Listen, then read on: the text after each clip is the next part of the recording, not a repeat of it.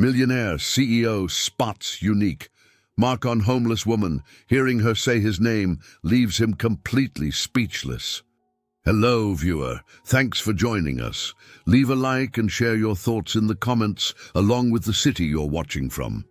Now let's continue with the story. Leah hunched inside a ragged hooded jacket near the edge of Pike Place Market, watching the neon reflection of streetlights ripple across puddles. Rain soaked the worn cardboard beneath her, yet she hardly noticed. All her focus was on the frayed notebook perched on her lap. Her pencil scratched softly across the damp paper, sketching a simple outline of a boat, one she saw only in her dreams and half-formed memories.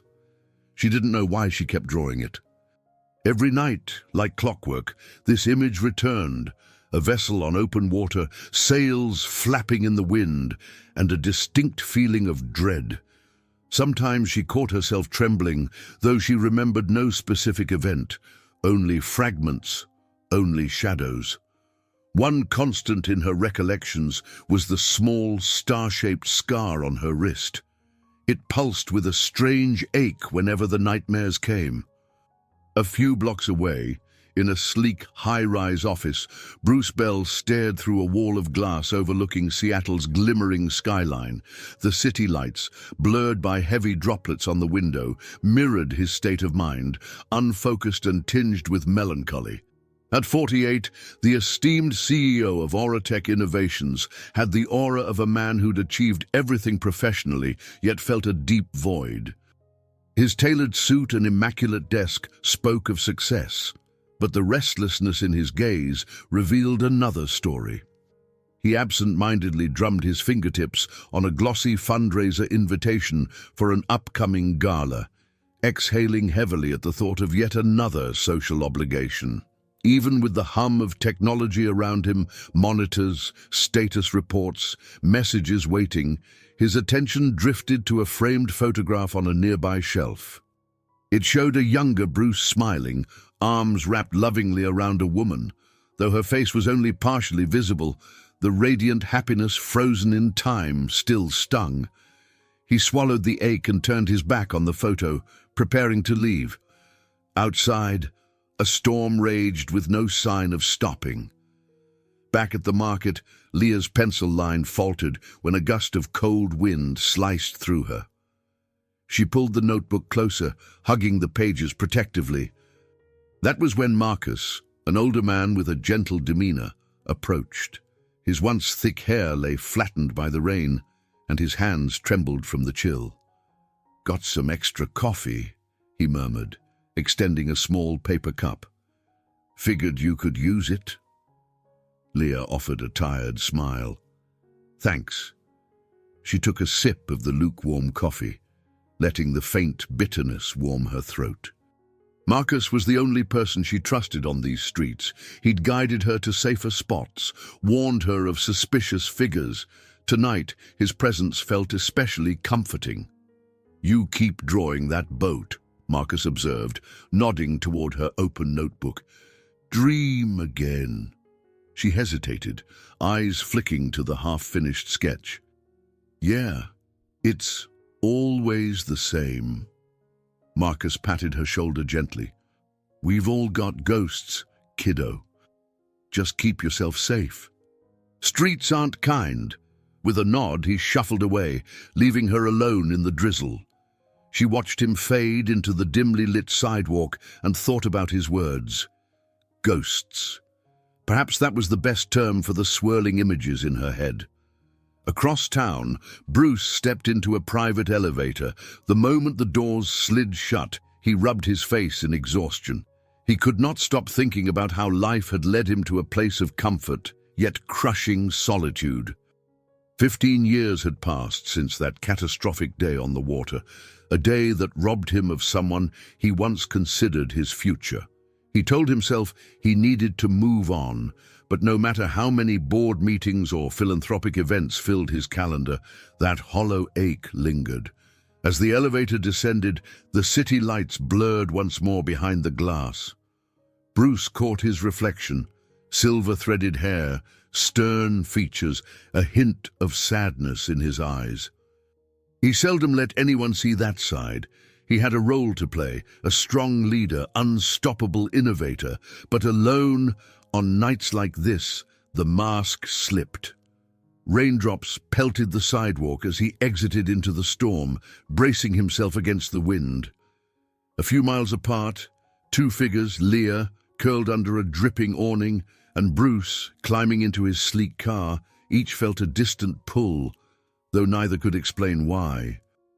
Outside, the rain intensified, as if urging the city toward a fate both inevitable and mysterious. Neither knew that before the next storm ended, their paths would converge, irrevocably changing the course of their fractured lives. Bruce shifted uncomfortably behind his mahogany desk the next morning, staring at the embossed invitation to the upcoming gala at the Chihley Garden and Glass. His sister, Eleanor Vance, had left him a voicemail, reminding him that the Auratech board expected his presence. The event was a high-profile fundraiser, and skipping it would raise questions about his commitment to the company's public image. He tapped his pen against the invite, ignoring the stale coffee cooling in front of him. His mind kept drifting back to the photograph on the shelf, Leah's smile forever captured in that fleeting moment from 15 years ago. He swallowed hard, scolding himself for letting old memories resurface. Yet the thought of Richard Sterling, also rumored to attend the gala, made his chest tighten with an inexplicable tension. Sterling was an influential figure in marine research these days, or so the press claimed. Bruce's knowledge of that field was limited, but something about the man's rise always left him uneasy. Miles away, Leah was not thinking about fancy galas or technology CEOs. She crouched in the narrow alley adjacent to Pike Place Market, rummaging through a plastic bag Marcus had found. The mid-December wind carried an icy chill, gnawing at her fingers. She checked the contents: 2 dented cans of soup and some packets of crackers. A small victory. Surviving on the streets demanded these incremental triumphs: a bit of food, a piece of cardboard, a friendly word. Her body felt stiff from a night of restless sleep. Flashing images haunted her dreams: a swirling ocean, a powerful wave, someone shouting. She always woke up gasping, pressing her palm over the star-shaped scar on her wrist. She tried to recall the voice in her dream, but it dissolved into the usual fog. Shaking off the unease, she slipped the cans into a worn backpack. Meanwhile, at the sleek Auratech headquarters, Eleanor walked into Bruce's office with a determined stride. Her blonde hair was pinned back, her suit impeccably tailored. "Good morning," she greeted, arching an eyebrow at her brother. "You look like you've barely slept." "I haven't," Bruce admitted, dropping the pen onto the invitation. "This gala, does it really matter if I show my face?" Eleanor offered a sympathetic yet no-nonsense glare. "Yes, it does. The press will be all over it, and the board wants to showcase Auratech's top leadership." "You know how it goes, Bruce," he sighed, rubbing the tension at the back of his neck. "Fine, I'll attend." She studied him, noticing the old photograph behind him. A gentle warmth crept into her voice. "I know you still miss her, but it's been 15 years. Maybe it's time to start thinking about moving forward." Bruce gave a short nod, avoiding her gaze. He didn't have the energy to argue, nor did he have the heart to correct her assumption that moving forward was as simple as choosing to let go.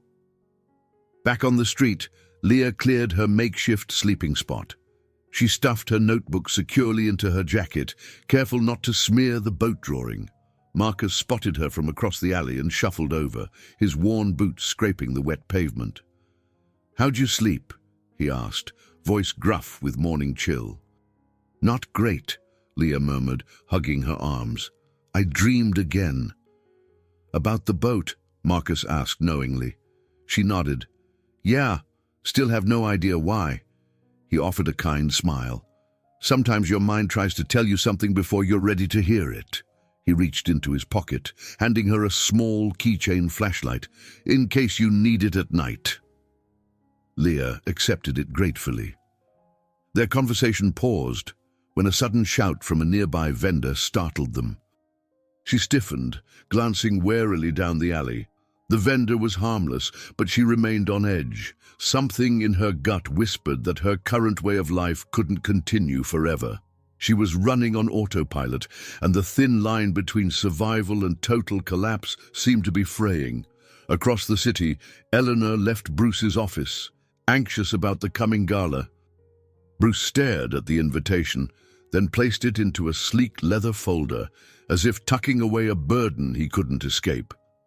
Outside, the winter sky threatened rain yet again, hinting that both he and Leah would soon be caught in a downpour, neither expected, one that would force them to confront the ghosts lurking in their separate worlds. Leah woke with a jolt, heart racing. She was curled on a piece of cardboard beneath a dripping awning near Pike Place Market, the clammy smell of rain-soaked concrete filling her nostrils.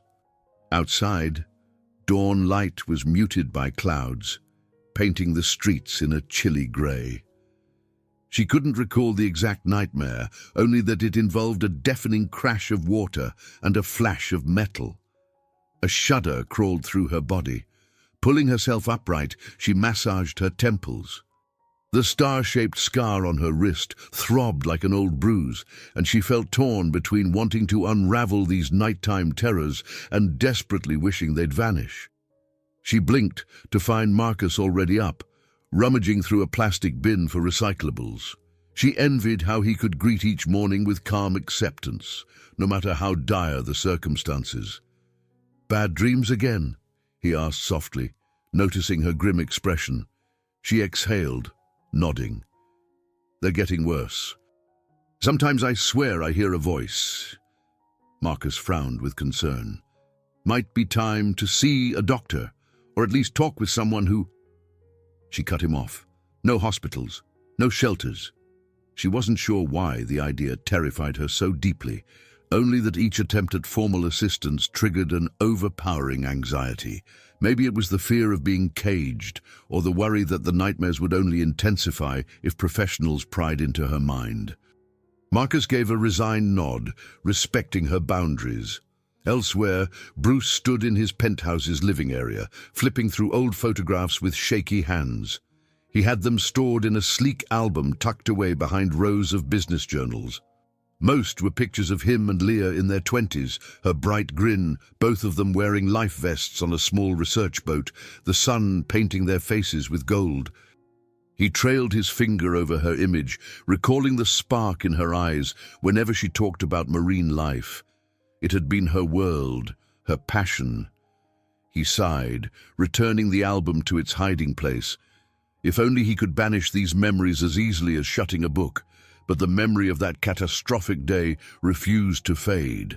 The frantic phone call, the endless search, and then emptiness. For 15 years, he'd lived with the notion that Leah was gone forever, lost to the sea. Even now, he questioned if he should have done more to investigate the accident. Self-reproach lingered. At Auratech headquarters that morning, Richard Sterling's name cropped up in a meeting about potential collaborations in marine-focused technology.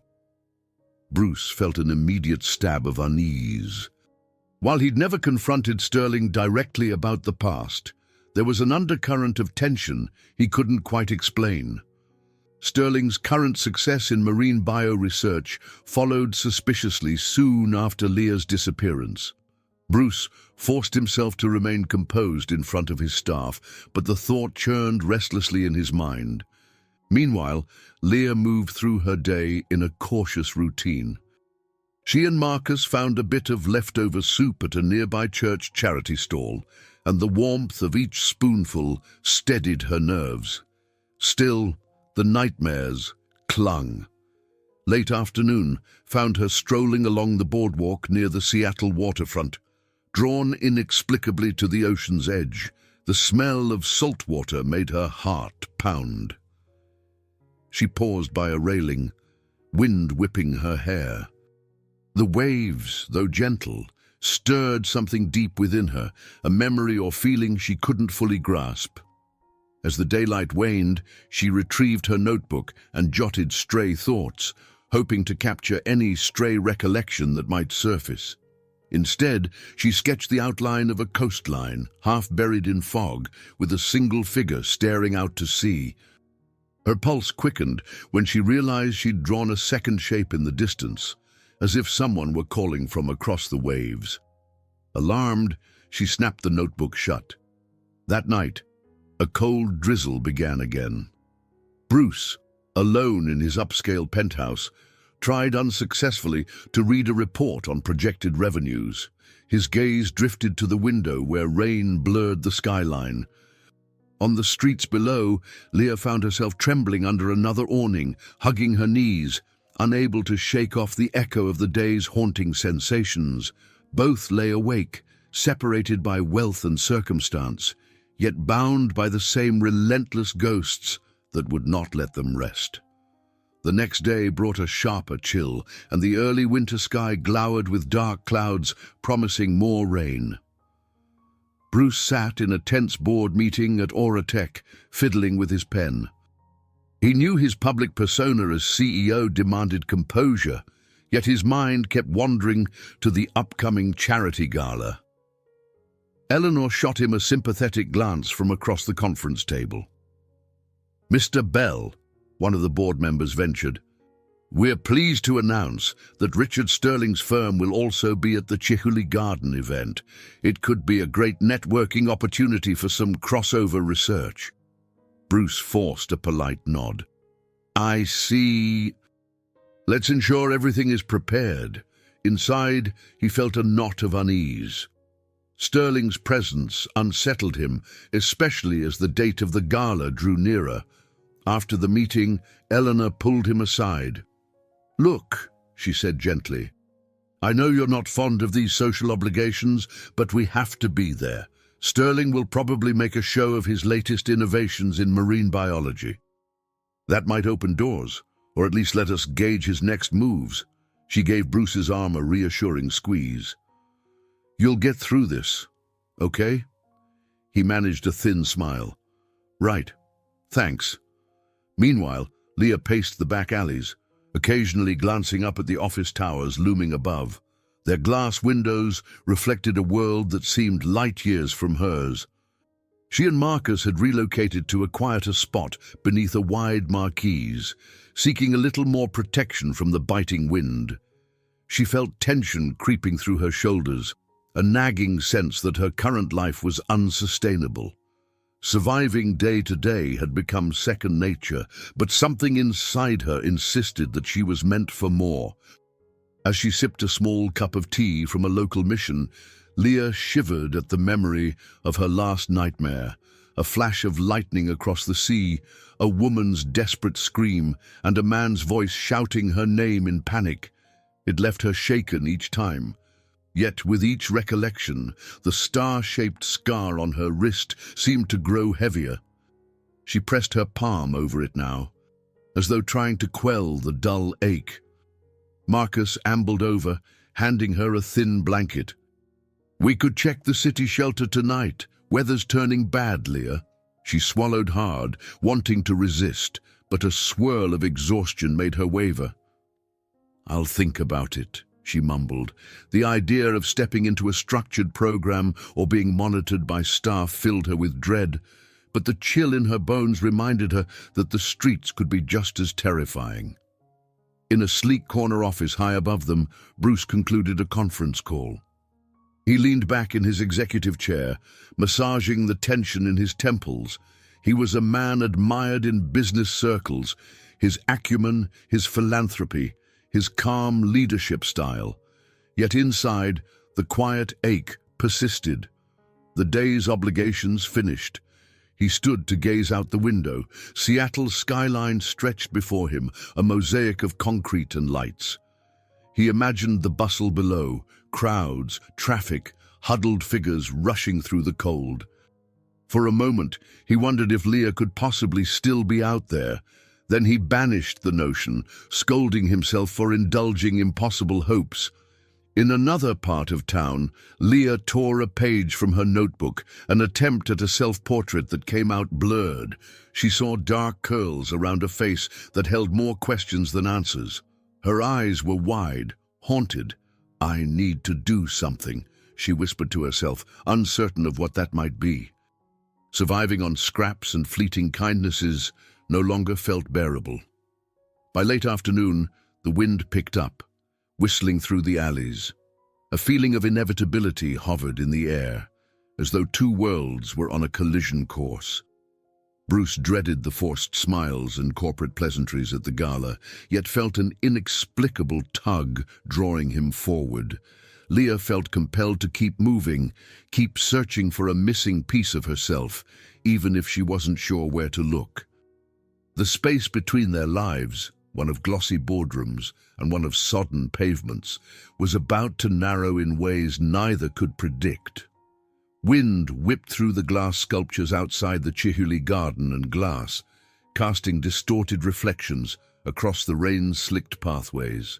The gala inside was elegant and bright, full of clinking champagne glasses, soft jazz music, and conversations about philanthropy. Bruce Bell stood near a corner display, loosening the collar of his dress shirt as he forced small talk with a group of donors. He was well versed in the polite dance of these events, but every passing minute felt heavier than the last.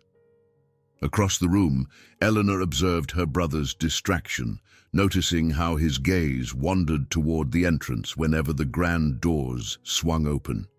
Richard Sterling had arrived earlier, but Bruce had barely acknowledged him. She guessed Bruce was simply enduring the evening until he could make a discreet exit, fulfilling his duty to Aura Tech's public image.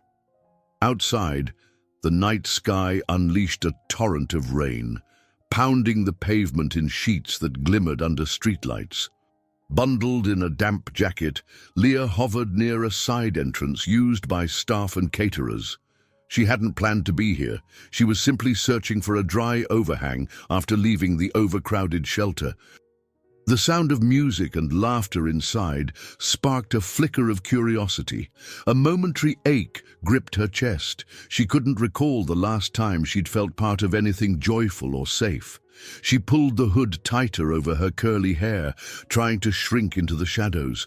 Through the faint glow of a corridor light, she noticed someone had propped open the door for ventilation. The warmth of the interior beckoned, but it also intimidated her. She was about to slip away when a gust of wind blew the door wide, and a burst of chatter and music spilled out. Startled, she pressed against the wall, inadvertently exposing the scar on her wrist as she lifted her arm. Inside, Bruce had finally excused himself from conversation, heading toward the exit. He planned to leave early, well before the gala ended. The synergy of small talk and forced smiles had depleted him. As he neared the back corridor, a chilling draft of rain-soaked air reached him, and a swirl of wet leaves blew in. Turning to see who might be standing there, he froze. A woman crouched low, her posture tense, as though ready to bolt. Her jacket was soaked, hair dripping from the storm, but even in the dim light, his eyes locked on her wrist. A small, star-shaped scar caught the reflection of the corridor bulbs. His heart thundered in his chest. For an instant, time felt suspended. 15 years vanished in a heartbeat. "Leah," he murmured, scarcely audible over the rainfall. His rational mind screamed that it couldn't be her. This must be an illusion, an echo of longing. Yet he couldn't deny the star-shaped scar he'd memorized all those years ago. Leah jerked her gaze up.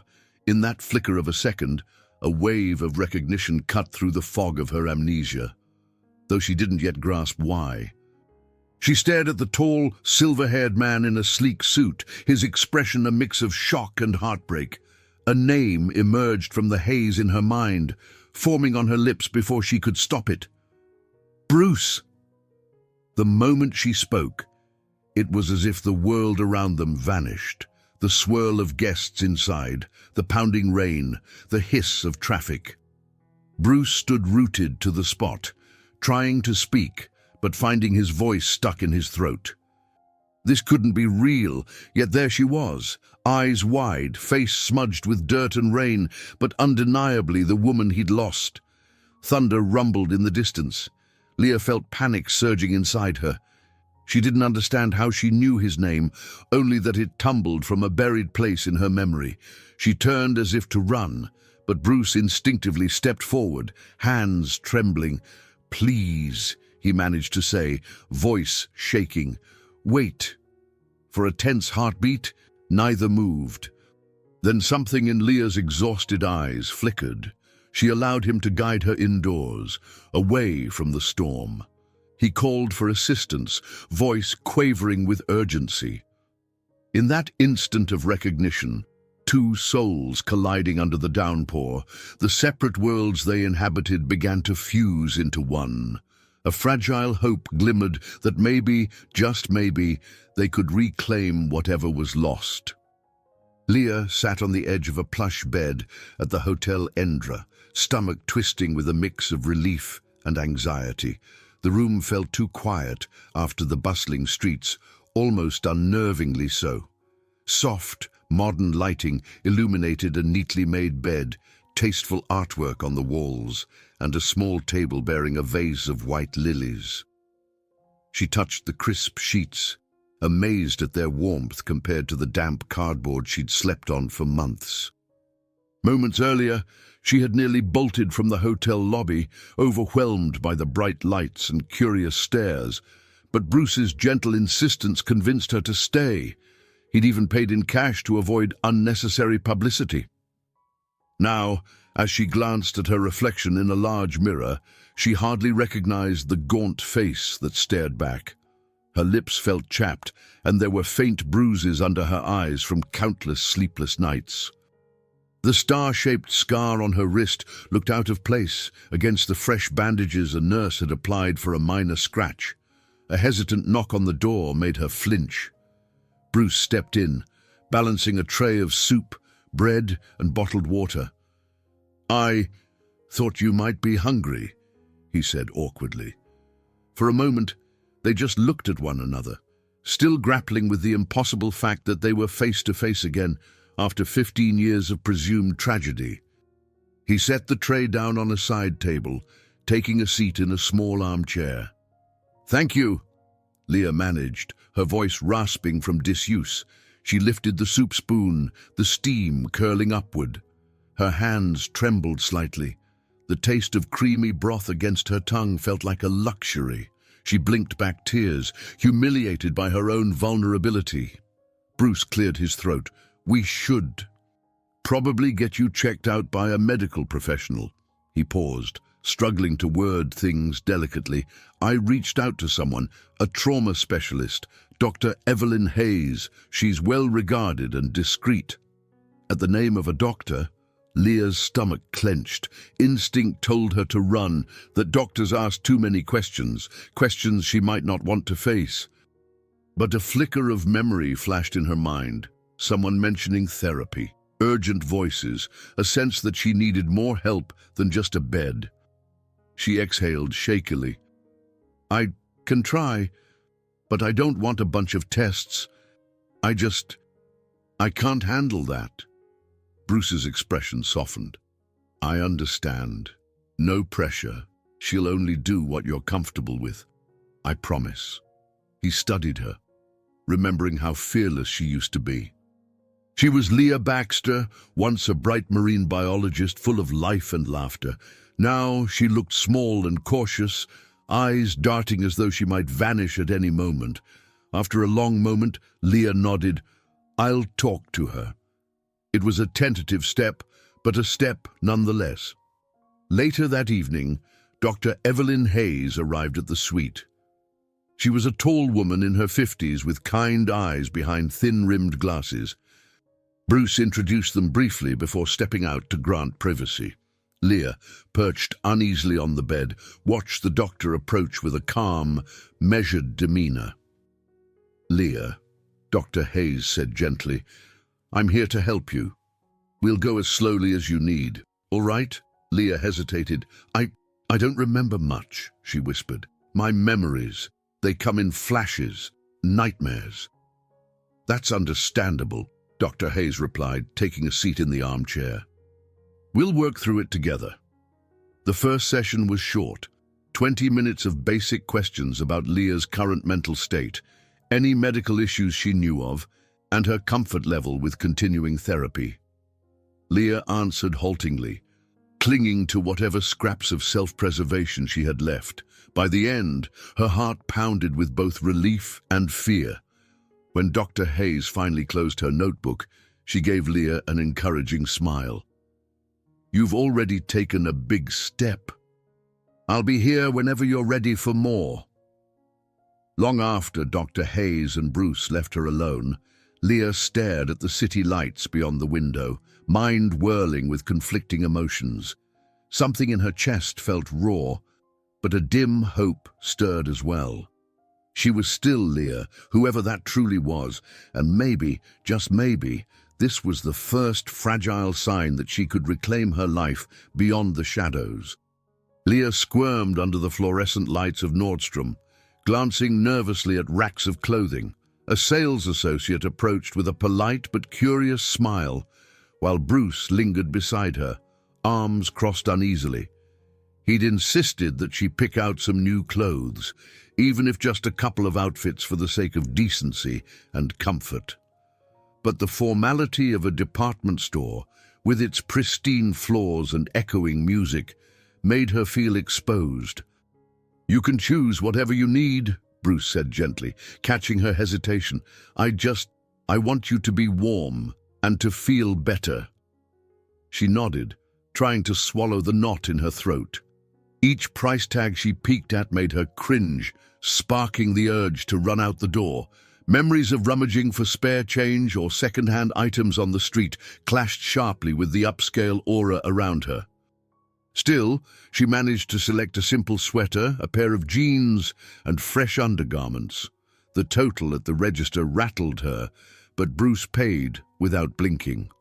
Outside, the sky was overcast, hinting at another drizzle. Leah glanced toward a newsstand on the corner, biting her lip. She saw her reflection in the glossy covers of tabloids and wondered what people might think of her standing here beside a wealthy CEO. She couldn't possibly fit into his world, could she? They returned to the Hotel Endra, where Eleanor Vance awaited them. Leah felt a jolt of nerves at the sight of Bruce's sister, an elegant woman with a poised demeanor that suggested years of corporate dealings. Eleanor's eyes flashed with initial surprise upon seeing Leah in clean, well-fitting clothes. After a moment, she offered a polite nod. "Leah, I'm glad you're safe." Leah managed a small smile, hugging the shopping bag against her chest. "Thank you," she murmured. Eleanor motioned for them to sit at a small table by the window. She cleared her throat. "Bruce, the press is already picking up rumors that you've taken in a homeless woman. They don't yet know who she is." Her gaze drifted to Leah's face. "But if word gets out that it's Leah, well, the story is going to explode. We need to be prepared." Leah's cheeks burned. She felt an instinctual panic about being thrust into the spotlight. But the more pressing concern was the flicker of old confusion about her past. "Why would the media care?" she whispered. Bruce ran a hand through his hair. "You were presumed dead in a boating accident 15 years ago. Some people knew we were engaged." He paused, meeting her gaze.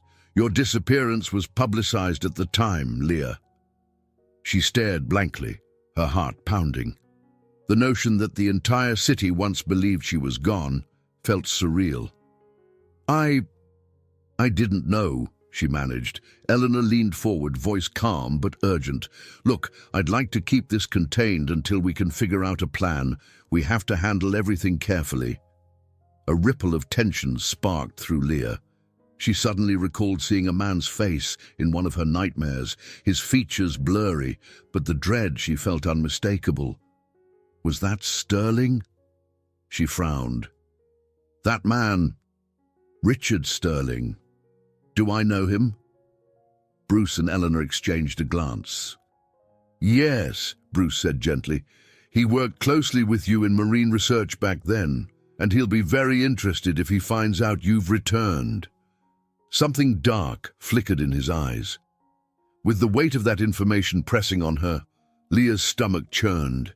She clutched her newly purchased clothes, trying to anchor herself against the wave of uncertainty. It didn't help that she still woke up nightly in a sweat, haunted by jumbled visions of a boat and swirling water. When Eleanor left, Leah sank into a nearby armchair, exhaustion evident in her posture. Bruce hovered, clearly torn between relief that she was here and dread at what might happen next. Outside, muted traffic noises filtered through the window as dusk settled over Seattle. "Maybe it's time I see Dr. Hayes again," Leah murmured, half to herself. She felt unsettled and raw, suspicious that something crucial lay buried in her memories. Taking a trembling breath, she resolved to find out exactly what Sterling had to do with the nightmares that kept her awake, and the life she'd lost all those years ago. Leah clutched a paper cup of water in the Swedish Medical Center's reception area, her gaze darting from one white-coat professional to another, sterile corridors, subdued lighting, and the faint smell of disinfectant set her nerves on edge. Bruce sat beside her, flipping through a magazine. Every so often, he'd glance over, offering a reassuring nod.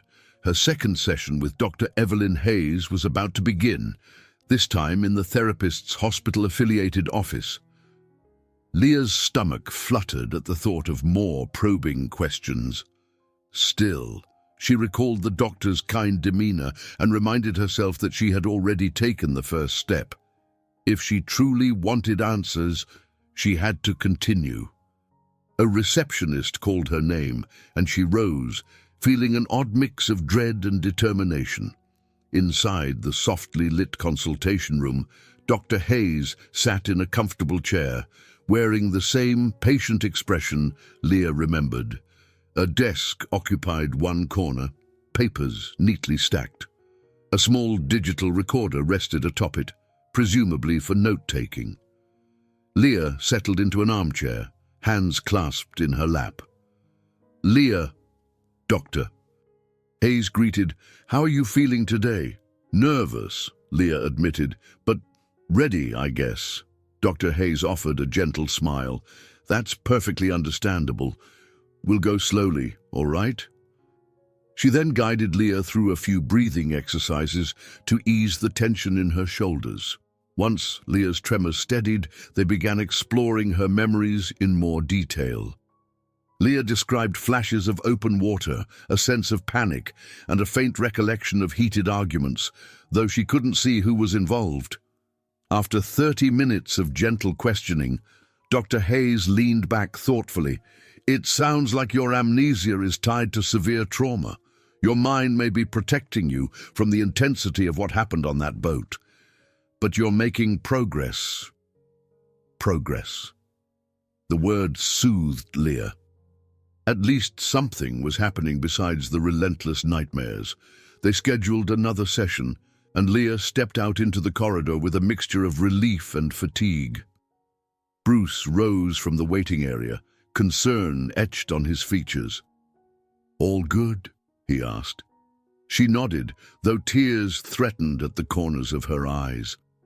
"It's hard," she admitted, her voice tight.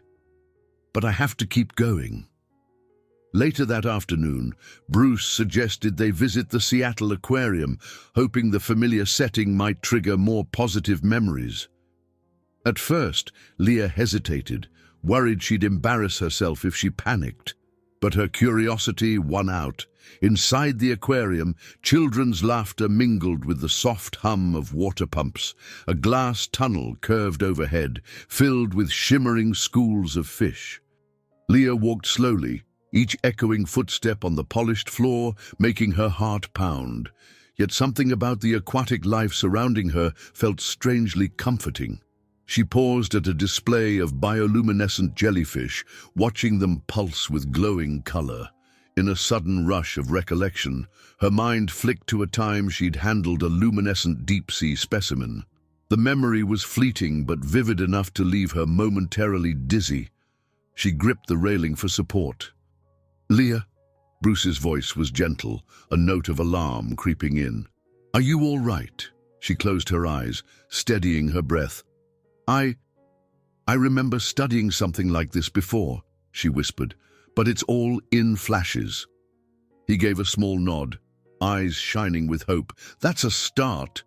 They moved on, passing tanks of vivid coral reefs and swirling kelp forests. Leah found herself captivated by the mesmerizing grace of an octopus curling through its enclosure. A pang of sadness hit when she realized she might have known all sorts of facts about these creatures, facts her lost memory had swallowed. The day ended with a quiet ride back to the hotel. Leah clutched a souvenir brochure from the aquarium, as if it were a key to unlocking her past. She kept picturing those glowing jellyfish, recalling some mention of a rare discovery. Could that have been the catalyst that changed everything? Once in her room, she sank onto the bed, drained but oddly encouraged. With Dr. Hayes guiding her therapy and Bruce steadfastly at her side, she sensed a door cracking open, a path toward understanding who she really was before it all went dark. It frightened her, yes, but for the first time in years, she dared to hope that there was more to her life than an endless fight for survival in the shadows. Late evening light filtered into the hotel suite, illuminating the pale walls with a gentle glow. Leah sat cross-legged on the carpet, rummaging through her battered notebook. She had started jotting words beside her sketches, fragments of dates, stray recollections, impressions from therapy sessions. Each scribbled note felt like a small victory in her mission to reclaim her identity. Bruce rested nearby, perched on the sofa with a tablet on his lap. Officially, he was reviewing some Auratech documents, but he kept stealing glances at Leah. He marveled at how she managed to look both fragile and determined at once. Shadows still flickered in her eyes, but there was a clarity there he hadn't seen before. She peeked up from her notebook. "You keep saying we're engaged. What was I like?" Her voice carried a quiet tremor. Bruce set the tablet aside, searching for the right words. "You were brilliant," he began softly, "and passionate about marine life, strong-willed. You had this way of lighting up whenever you spoke about the ocean. We'd go to Volunteer Park Conservatory sometimes, just to see the plants and talk about traveling to remote coasts for your research." Leah smiled faintly, as if trying to summon that memory. "It sounds beautiful." He exhaled, carefully choosing his next sentence. "We planned our life together. But then, your boat went missing during an expedition. They found debris but never found." He stopped, swallowing hard.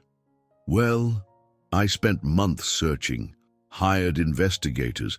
Eventually, they said there was no chance you could have survived. I never truly believed it." She noticed the way his hands trembled. This man had grieved her for so long. She stretched her fingers toward him in a small gesture of comfort, her eyes reflecting a sympathy she couldn't fully articulate. His warm hand wrapped gently around hers, and for a moment, the air felt charged with emotion. A knock on the door broke the silence. Eleanor stepped in, offering Leah a gentle smile. "I have some of your things from storage," she said, holding up a box. "We packed them away after we thought you wouldn't return." Leah's heart fluttered nervously. Opening a box of old belongings felt both promising and terrifying. With trembling fingers, she lifted the lid. Inside lay a faded teal scarf, a couple of seashell bracelets, and a small key ring. A wave of familiarity rolled over her. She picked up the scarf, pressing it to her cheek. Images flickered through her mind. An echo of laughter, sunlit water, a sense of excitement about a new research project. She inhaled sharply, tears threatening. I do remember this," she whispered, overwhelmed. Eleanor placed a comforting hand on her shoulder. "It was your favorite. You wore it constantly while planning that last expedition." Her voice grew gentle. "You spoke endlessly about a discovery you were on the verge of making, something you thought could change the field of marine science." Leah nodded, tears slipping free. This scarf felt like a tangible link to the woman she used to be. "Thank you," she whispered, clutching it as if it were a lifeline. Eleanor exchanged a glance with Bruce. "I hope it helps you remember more." With a brief squeeze of Leah's shoulder, she departed, giving them space. Later, Leah and Bruce settled on the floor, rummaging through the box together. She found a small photo of the two of them smiling on a dock. The weight of lost time settled heavily on them both. Bruce cleared his throat, his voice soft. "I'm sorry you had to live through so much alone," he said. "If I'd known—" She silenced him with a gentle look. "We'll figure it out. Together." The faintest trace of a smile curled her lips. She felt something between them, a comforting warmth she barely understood, but yearned to trust. Nightfall came quietly, and Leah eventually curled up on the bed, the teal scarf in her hands. Outside, raindrops tapped the window. Despite the uncertain path ahead, her heart felt less hollow than it had in years. She couldn't reclaim the past overnight, but as she drifted into a less restless sleep, the idea of piecing her life back together, bit by bit, memory by memory, no longer seemed impossible. Leah found herself at a quiet corner table inside Canlis, a discreet, upscale restaurant where Bruce had suggested they dine to avoid prying eyes. The low-lit ambiance and panoramic windows overlooking Seattle's skyline should have felt enchanting. But instead, Leah's nerves buzzed. She was still adjusting to wearing clean clothes and not worrying about the next meal. A crisp dress Eleanor had provided fit her better than she expected, though she couldn't shake the unease of being in a lavish setting after scraping by on the streets for so long. Across the small table, Bruce studied her with gentle concern. "Is this okay?" he asked softly. "We can leave if it's too much." She managed a tentative smile, fingertips grazing the silverware. "I'm all right. It's just surreal." She glanced around at the hushed conversations, the elegant couples sipping wine, and the distant city lights. A pang of guilt tightened her chest. Part of her felt unworthy, like an imposter. They perused the menu, Leah marveling at dishes she'd never even heard of before. After ordering, Bruce leaned forward, voice lowered. "Eleanor and I have begun some discreet inquiries," he said. "About the accident, the research you were doing, and about Richard Sterling. We're trying to keep it quiet." Leah's hand tensed around her water glass. "Do you really think he might have done something?" The notion that someone played a role in her disappearance unsettled her, but fragments of memory hinted at conflict, jealousy, something amiss.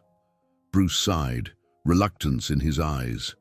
"All I know is Sterling's career skyrocketed shortly after you vanished. He patented discoveries that resembled your notes, and he collected a hefty insurance payout on the research boat that sank." His voice trembled slightly. "It could be coincidence, but I doubt it."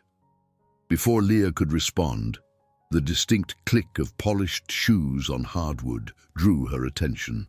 Her gaze flicked across the restaurant, catching sight of a tall man with a composed stride, a man who, even from a distance, exuded confidence and an undercurrent of something else. A chill ran through her. Without knowing how, she recognized him. Richard Sterling. He hadn't spotted them yet, engrossed in conversation with a business associate. Leah's breath hitched. A phantom flicker from her nightmares stabbed into her mind. The silhouette of someone standing near engine controls, a vicious argument muffled by the roar of waves. Her pulse hammered as cold sweat beaded on her forehead. Bruce noticed her distress. "What's wrong?" he whispered urgently. "Sterling," she muttered, barely moving her lips. He followed her gaze, then froze. Tension radiated from him. Carefully, he placed a hand over Leah's, offering reassurance. Sterling drifted closer. and for an agonizing moment, Leah feared he might see her. But just then, his companion beckoned him toward a private dining area. Sterling paused, scanning the restaurant. Leah held her breath, bracing. His gaze swept their corner table briefly. He wore a polite, detached expression. Leah slumped with relief when he moved on without acknowledging them. Perhaps her features were too altered by time and hardship for him to recognize at a glance. Still, her heart pounded like thunder in her ears. She stared at Bruce. I felt this rush of fear, she confessed shakily. Like he's connected to everything that happened to me. But I don't know how. Bruce's jaw clenched. We'll figure it out, he said softly. Just not here. He signaled the waiter and changed their order to takeout, deciding it was best to leave as quickly as possible. Leah couldn't agree more. Back in the car, they both remained silent for a while, the bright glow of the passing streetlights flickering across Leah's face. She kept picturing that fleeting moment when Sterling's gaze swept the room, the vague but chilling certainty that he was dangerous. She glanced at Bruce, who held the steering wheel in a tight grip. Once they reached the hotel, Eleanor was waiting in the lobby. Upon hearing of the encounter, she grew visibly concerned. "We need to be extra careful," she warned. "If Sterling senses you're alive and investigating, he might try to bury the truth at any cost." Leah's thoughts spun. The notion of returning to the anonymity of the streets flickered in her mind, but she shoved it down. Whether out of anger or determination, she resolved not to let fear drive her anymore. That evening, as she settled into bed, her pulse gradually slowed. Yes, the obstacles ahead were daunting, but she had allies now: Bruce, Eleanor, even Dr. Hayes, and perhaps that made all the difference. A steady rain misted the windows of Eleanor's modest yet tastefully decorated office, situated on the top floor of Oratech's downtown building. Leah sat on a small couch near the window, gazing out at the skyline of Seattle. She was here at Bruce's request, helping sift through a growing pile of documents tied to her old life: insurance papers, patent filings, and articles from scientific journals. Across a sleek glass desk, Eleanor methodically sorted through folders, occasionally exchanging grave looks with Bruce. "According to these records," Eleanor said, tapping a highlighted paragraph, "the boat you took on your last expedition had an unusually high insurance policy taken out just days before you disappeared. Sterling's name appears on the documents as an interested party." Leah felt her heart clench. "I don't remember signing off on any extra insurance. All I recall from my nightmares is that something catastrophic happened on that vessel. But the details slip away as soon as I wake." Bruce, who was leaning against the desk with his arms folded, exhaled slowly. "We have proof that Sterling capitalized on your disappearance. Patents, interviews, sudden promotions. But none of it is airtight evidence of sabotage yet." A knock on the open door drew their attention. John Nelson, a discreet private investigator recommended by Eleanor, stepped inside. In his mid-50s, with a calm demeanor and neatly trimmed grey hair, he looked every bit the seasoned professional. "I found something," Nelson announced, laying a slim folder on Eleanor's desk. Richard Sterling filed a set of marine bioresearch patents 6 months after Leah was declared missing. The data in those patents bear a striking resemblance to Leah's documented studies at the University of Washington. Leah's cheeks grew hot with anger, a flicker of memory surfacing. An argument in a cramped lab, someone snatching research notes from her hands. She pressed her fingers to her temple, trying to catch the thread before it vanished. He must have stolen my work. That's the only thing that makes sense." Nelson nodded. "It's highly probable. However, suspicion alone won't hold up in a legal confrontation. We need something more concrete, perhaps records hidden away in the university lab or your personal archives, if they still exist." Bruce glanced at Leah. "Do you remember where you kept backups of your research?" She shook her head, frustration knotting her stomach. "Only bits and pieces. I used to store vital documents in a locked cabinet. Sometimes I hid duplicates inside the lab supply closet, behind old textbooks or equipment. It's hazy." Eleanor closed a file with a decisive snap. "Then maybe we should check. Quietly. If we find physical evidence of sabotage or stolen research, Sterling won't be able to slip away." They agreed on a plan. John Nelson would coordinate with Bruce and Eleanor to arrange access to the old lab. Leah would accompany them, hoping that revisiting the location might jolt her memory. Dr. Hayes was on standby to help manage any intense emotional reactions Leah might have. Later that day, after the meeting dispersed, Leah lingered in the office alone for a moment. She gazed again at the rain-soaked city below, heart tumbling with a mix of fear and determination. For so many years, she'd believed she was merely a lost nobody. But these files, these hints of sabotage, proved her life had once been significant. The knowledge both thrilled and terrified her. Bruce returned, stepping close and placing a gentle hand on her arm. "Are you ready for this?" he asked. His voice was soft, but it carried a protective edge. She turned to face him, eyes shining with a fierce spark. "I have to be," she replied. "If he did this, if he let me disappear just to steal my work, then I can't let him get away with it." The rain continued to patter against the glass as they left, a backdrop of persistent rhythm that underscored Leah's tumultuous thoughts. She no longer felt powerless. Fragmented as her memories were, each new clue fortified her resolve. If Sterling had torn her life apart, she was determined to gather every shard and piece them together into the truth, no matter how painful or dangerous it might be. A light drizzle clung to the leaves around the University of Washington campus, creating a delicate sheen on the winding paths.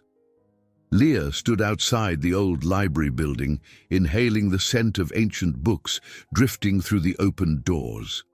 Bruce hovered nearby, quietly observing her. This was their first step in searching for physical evidence, documents, articles, anything that might confirm Sterling's treachery. Inside, the library was hushed, with tall shelves lining the walls.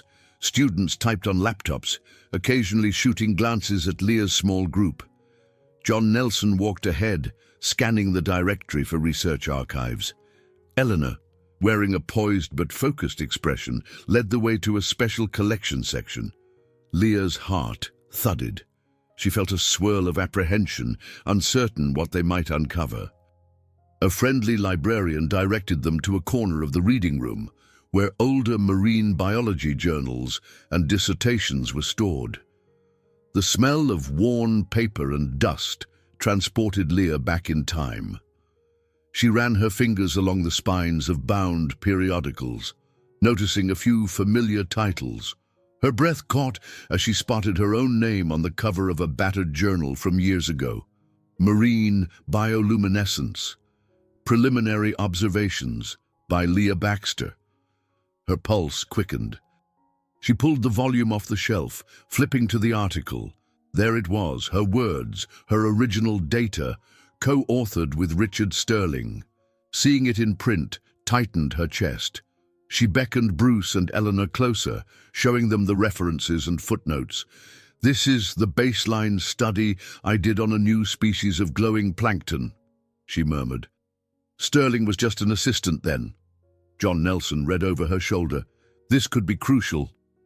If his later patents derive from these findings without proper credit, it shows intent."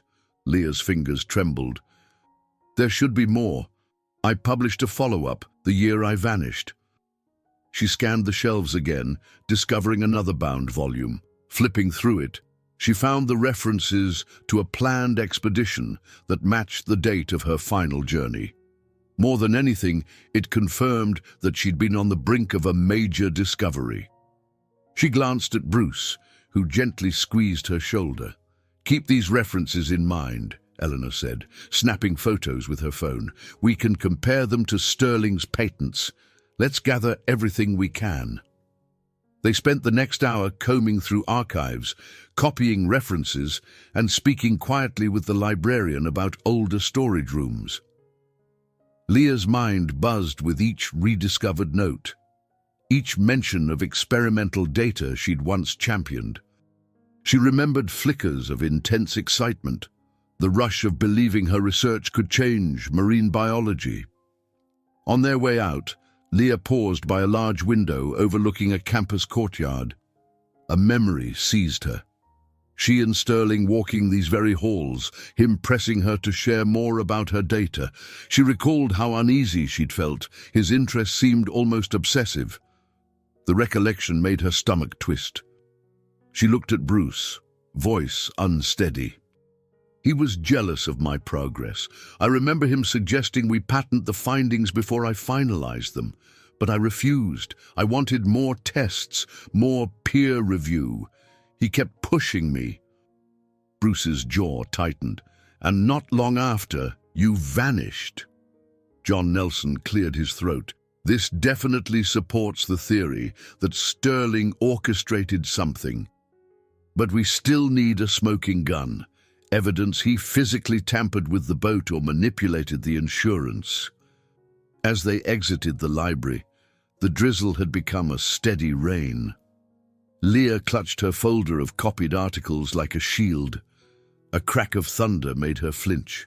She was no stranger to storms, but a knot of anxiety lingered whenever lightning flashed. The sensation reminded her of the boat nightmares, thrashing waves, sudden flashes of brightness, an overwhelming sense of betrayal. Standing at the campus steps, gazing at the scurrying students below, Leah felt a strange mix of grief and pride. She belonged here once. As a promising scientist, Sterling had stolen her future, or so he believed, but now, inch by inch, she was reclaiming it. Bruce opened an umbrella and shielded her from the worst of the downpour. "You okay?" he asked softly. Leah exhaled, nodding. "I'm getting there. I want to find whatever it takes to bring him down." From an upper-level window, a silhouette disappeared behind a curtain. Unnoticed by the group, a pair of eyes had watched them collect their clues. Somewhere on campus, a phone rang, a quiet warning that Leah's return was far more threatening than Sterling had ever anticipated. Anxiety pressed heavy on Leah's chest as she sat across from Dr. Evelyn Hayes in the familiar, softly lit therapy room. The day's earlier discoveries at the university had reawakened old traumas, their edges cutting deeper than before. She couldn't shake the relentless flashes of memory. A boat deck slick with water, the sense of someone standing behind her, and the deafening crack of something metallic. Dr. Hayes regarded her with steady compassion. "You've uncovered more about your past. How does that feel?" Leah drew a shaky breath. "Like I'm peeling back a bandage that's fused to my skin. Every new piece of information hurts, but I need to keep going." Dr. Hayes nodded. "It's common for the process of remembering to bring emotional turmoil. You've suppressed these events for a long time. Your mind protected you by creating amnesia." She paused. "Do you recall any specific details about Sterling's involvement that day on the boat?" Leah closed her eyes, sifting through the tangled images. "Just an argument. I sense hostility. I was excited about data I'd collected, some bioluminescent samples. Sterling was furious I wouldn't let him handle the shipping or the patent forms yet. That's all I see, his anger, the waves, a sudden explosion of noise." Her throat constricted. "After that, nothing. Darkness." Dr. Hayes offered a reassuring look.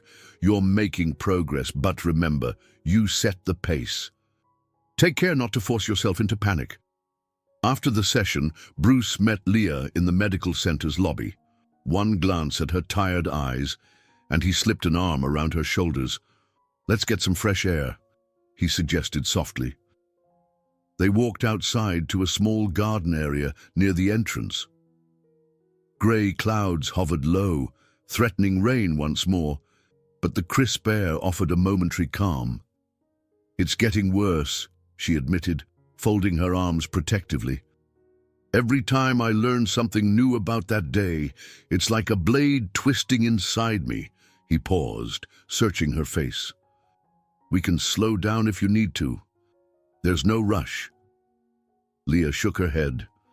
"I appreciate it, but I can't let Sterling roam free, thinking he got away with it, and I need closure." Her eyes flickered with resolve.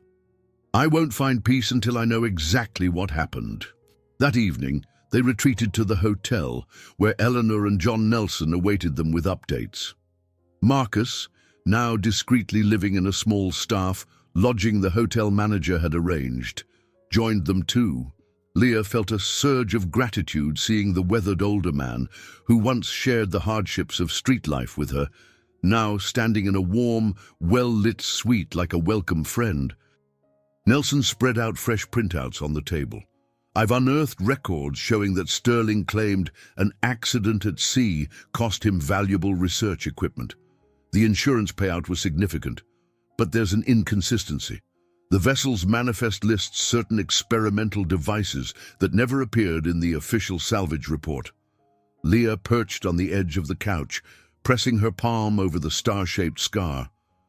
"You're saying those devices might have been removed before the boat sank, or destroyed," Nelson clarified.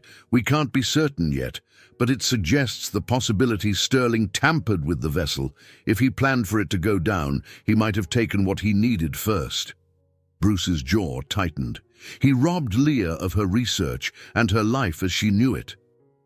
A silence fell. Leah gazed at the small group. People who cared, who believed her. Though her memories were fractured, their support felt solid, yet an undercurrent of fear rippled beneath her determination. Sterling wasn't just an unscrupulous colleague. He was a man who might do anything to keep his stolen legacy intact. Marcus touched her shoulder gently. "You have us now, kiddo. You're not alone." She swallowed hard, fighting the sting of tears. Outside, heavy rain began to spatter against the windows, each drop like a distant echo of the storm she'd survived. She couldn't recall every detail of her near-death ordeal, but she knew she'd endured it once, emerging battered and lost. Now, armed with allies and fragments of the truth, she was ready to face the submerged pain head-on, even if it meant risking everything to shine a light on Richard Sterling's darkest secrets. Sunlight had finally broken through Seattle's persistent cloud cover, bathing Olympic Sculpture Park in a fleeting glow. Leah often retreated here for quiet walks, hoping the open-air sculptures and sweeping waterfront views would ease her mounting anxiety. Today, however, her thoughts churned in restless loops about Sterling and the partial memories that plagued her sleep. She wandered alone along the gravel path, hugging her jacket tighter. The wind off the Puget Sound carried a faint chill, rustling the tall sculptures looming overhead. She paused near a bright red metal installation shaped like an abstract eagle, gazing absently at the water beyond. Footsteps crunched on the gravel behind her. When she turned, her pulse spiked. Richard Sterling stood a few yards away, dressed in a sharp overcoat, his posture unnaturally relaxed. A subtle tension radiated from him, as though he were a predator sizing up prey. Leah's breath caught in her throat. "You've resurfaced," he said evenly, voice low. "I heard whispers, but I wasn't sure I believed it." Leah's grip on her jacket tightened. Every instinct screamed at her to flee, but she forced herself to stand her ground. "You—" Her voice faltered, images of the boat crash swirling in her mind. "You ruined my life," she managed, a tremor in her tone. Sterling's eyes flickered, but his lips curved in a disingenuous smile. "That's a strong accusation. Seems you've been listening to the wrong people, or dredging up false memories."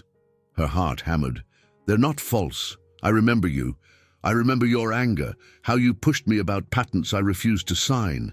I remember—" She broke off, sweat beading on her forehead.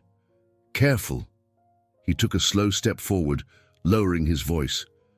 "You can accuse me of many things, but I'm a man of influence now. If you stir trouble, you'll find it's not pleasant. The sea can be unpredictable, wouldn't you agree?" His words dripped with veiled menace. Leah's mouth went dry. She glanced around. No one else was near enough to hear. Suddenly, the park felt deserted despite its wide, open space. She stood rooted, torn between standing firm and the impulse to run. Sterling arched an eyebrow. "You have a second chance at life, Leah. I suggest you don't squander it by poking into matters that should remain buried." Her voice, though shaky, found a sliver of courage. "I'm not burying anything anymore, and I'm not alone this time." A flicker of annoyance crossed his face. "Bruce Bell, I presume, and that meddling sister of his. They won't protect you forever. People lose fortunes over defamation lawsuits. Or accidents happen." His smugness seared itself into her memory. A wave of dread engulfed Leah, memories colliding violently in her mind, the rocking of the boat, hearing a metallic snap, the acrid smell of smoke. She realized she was trembling. Sterling noted it, his own confidence swelling. Then, like a lifeline, her phone buzzed in her pocket. The noise jolted her enough to break eye contact. Taking a breath, she stepped back. "I'm done with you," she snapped, forcing a glare. "Stay away from me!" He offered a faint laugh. "We'll see," he said, turning on his heel. Within seconds, he strode off, disappearing around a curved path. Leah stood there, breath ragged, clenching her fists until her nails bit her palms. Her phone kept buzzing. She fumbled it out and saw Bruce's name on the screen. Heart pounding, she answered with a shaky voice. "Hey, where are you?" he asked, concern evident. "I've been trying to reach you. Dr. Hayes wanted to schedule an urgent therapy session. Your nightmares are intensifying, right?" Leah's gaze darted to the spot where Sterling vanished. "I'm at Olympic Sculpture Park. Sterling was here." She swallowed hard, her voice tight. "He threatened me, Bruce. He all but confirmed he'd do anything to stop us." Silence on the other end.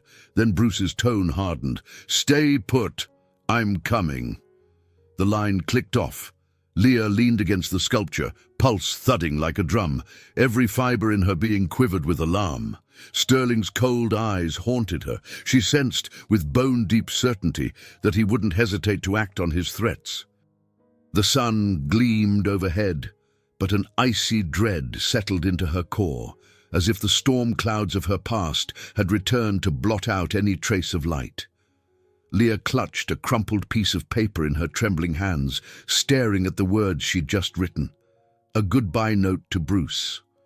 Rain drummed against the window of her hotel room, the rhythm echoing the frantic pace of her thoughts. She was about to do the one thing she'd vowed never to do again: run. She replayed Sterling's threat repeatedly in her head, the venom in his tone chilling her. If he was willing to sabotage a boat and leave her for dead 15 years ago, what might he do now that she was alive and asking questions? But the worst fear gnawing at her was that Bruce or Eleanor, or Marcus, or anyone else trying to help, could become collateral damage. Footsteps echoed in the corridor. Leah stiffened, expecting a knock at any moment. She couldn't bear to face them, not now. She clutched the note tighter, making sure her message was clear. "I have to protect you. If I stay, Sterling will hurt us all. Don't come looking for me." Her heart broke as she folded it, leaving it on the neatly made bed. The sense of déjà vu overwhelmed her. Fleeing felt like the streets all over again, but this time she had a reason beyond her own safety. She was convinced that by disappearing, she might shield Bruce from Sterling's escalating threats. Grabbing her old backpack, she stuffed a change of clothes and the battered notebook inside. She took one last look at the comforting warmth of the hotel room, the place where she'd begun to rebuild herself. A pang of loss cut through her, but she pushed it aside. In the lobby, she kept her head down, hood pulled over her damp hair. She was grateful for the evening gloom and the subdued lighting. Darting past the reception desk, she stepped into the storm-swept streets. The cold drizzle stung her cheeks. Every inhale tasted of damp pavement and fear. She had nowhere to go, but anywhere was safer than staying and risking Bruce's life. She walked for blocks, rain soaking through her jacket and hair plastering to her forehead. Memories of that harrowing confrontation with Sterling at the park fueled her desperation. She pictured him lurking, waiting to crush her and anyone she cared about. Her star-shaped scar seemed to throb in response, a grim reminder of what she'd already lost. Eventually, she found herself in a dimly lit alley near Pike Place Market, the same general area she once called home. As if on cue, she spotted Marcus hunched under a metal awning, rummaging through a battered plastic bag. He noticed her approach and paused, eyes widening with concern. "What are you doing here?" he asked, voice tinged with worry. "I thought you were done with this life." She shivered, hugging her backpack to her chest. I had to leave. Things got too dangerous." Her gaze darted away, unable to meet his puzzled stare. Marcus shook his head slowly. "Did something happen with Bruce? He was good to you, Leah." Her eyes stung with tears. "That's exactly why I left. Sterling, he threatened him, threatened all of us." She bit her lip, trembling. "I can't let them get hurt. I can't let Bruce go through another nightmare because of me." Marcus frowned. "Hiding out here won't solve anything, you know that." Leah swallowed hard, shoulders sagging. On some level, she realized he was right. Yet the memory of Sterling's cold gaze held her in thrall. "It'll keep them safe," she insisted, though her voice wavered. A rumble of thunder rippled across the sky. Marcus motioned for her to step under the awning. "At least get out of the rain. You look half frozen." Grateful for the faint kindness, Leah crouched beside him. She felt as though she were rewinding to her old existence, haunted, alone, determined to disappear for others' sake. Yet guilt gnawed at her. She thought of Bruce's gentle smile, Eleanor's unwavering support, the progress she'd made in therapy. Was she destroying all that by fleeing? For now, fear smothered her second thoughts. The shadows of the alley closed around them. The rain's incessant patter overhead, a stark reminder that her life had come full circle. She was back in hiding, back to surviving moment to moment. If it protected Bruce from Sterling's wrath, perhaps it was worth it, even if it tore her heart to pieces. Leah clutched the thin blanket Marcus had offered and huddled with him beneath a dilapidated overhang not far from Pike Place Market. The cold night air gnawed at her exposed skin, but her internal turmoil felt more biting than the wind. She had been here for 2 days, refusing to tell Bruce or Eleanor where she was. Her note of farewell had surely left them worried or furious, maybe both, but she'd been convinced this was the only way to keep them safe. Now, listening to the soft patter of nighttime drizzle, Leah realized she wasn't as certain anymore. In truth, the fear that Sterling might hurt Bruce if she stayed by his side still hovered at the edge of her thoughts. But living on the streets again reminded her of the helplessness she'd barely escaped. She remembered how it felt to starve, to sleep with one eye open, haunted by nightmares of an unknown past. Did she really want to return to that existence? Beside her, Marcus shifted, sliding a cup of lukewarm coffee in her direction. "You've barely said a word, kid," he said gently, lines of concern etched across his weathered face. "I know you think you're protecting them, but this isn't living." She drew the blanket tighter, guilt churning in her chest. "If Sterling caught wind of me going after him, he'd come for them," she whispered. "I won't let that happen." Marcus tilted his head, in silent empathy. You really believe running is the only way? Leah fiddled with the hem of her jacket. She didn't want to admit how torn she felt. On one hand, her protective instincts screamed that distance was necessary. On the other, she recalled the desperation in Bruce's eyes each time he encouraged her to keep fighting. She also remembered the progress she'd made under Dr. Hayes's care, the healing that had begun to restore her sense of self. "I'm tired, Marcus," she murmured. "Tired of the fear, the shadows, all of it." He placed a reassuring hand on her shoulder. "You've come a long way, Leah. You're not the same terrified woman I met months ago. You have allies, real allies." She stared at the coffee, swirling it absently. For the first time since she'd fled, she considered the possibility that her presence might not be a curse. Perhaps leaving Bruce had hurt him more than it had saved him. Her eyes stung at the thought. "I don't know what to do." Marcus straightened. "Maybe start by calling him. See if he's okay. If you can't do it for yourself, do it for your own peace of mind." Leah weighed the suggestion. The idea of hearing Bruce's voice again filled her with both comfort and dread. Sterling's threat replayed in her mind. The sea can be treacherous, but her heart insisted that if she truly wanted to stop living in fear, she couldn't hide forever. She glanced around at the alley. A puddle reflected her faint silhouette, stirring a memory of the battered reflection she'd once seen nightly in these same streets. Living like this again wouldn't guarantee Bruce's safety. It would only guarantee her isolation. Sterling could still find ways to lash out.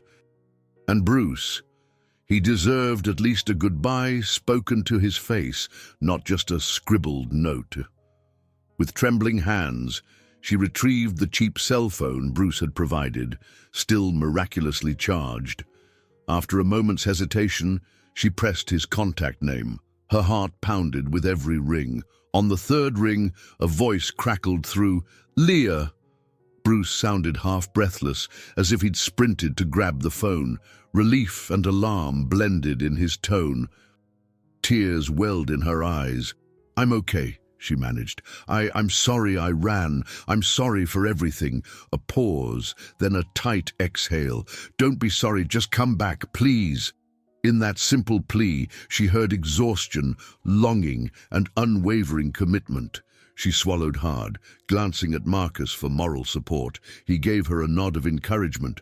"I want to," she whispered into the phone, "but I need to be sure we're safe." His voice softened, trembling with restrained emotion.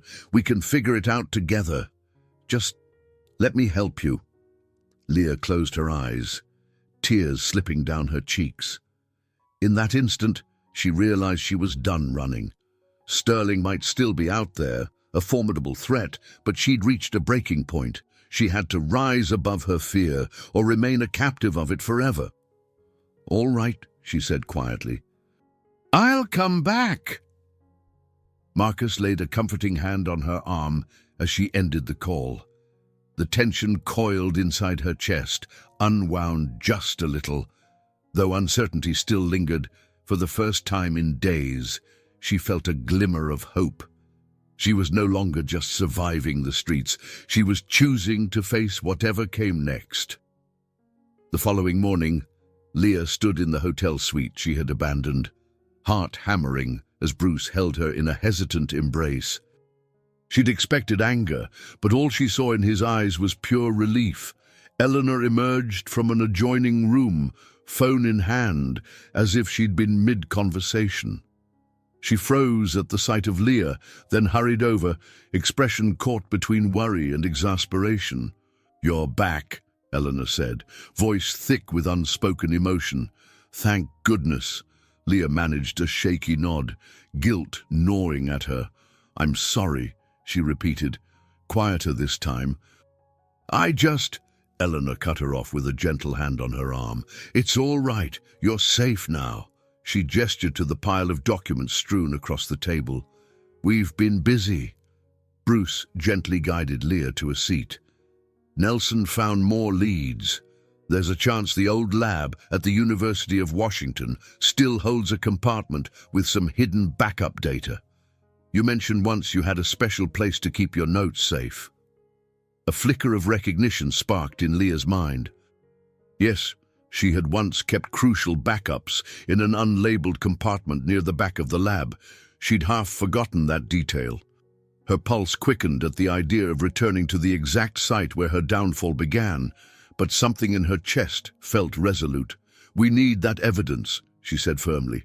"If it's still there, it could prove everything, my research, Sterling's sabotage, all of it." Eleanor exchanged a glance with Bruce. "We'll go tonight, after hours. A friend in the university's administration owes me a favor.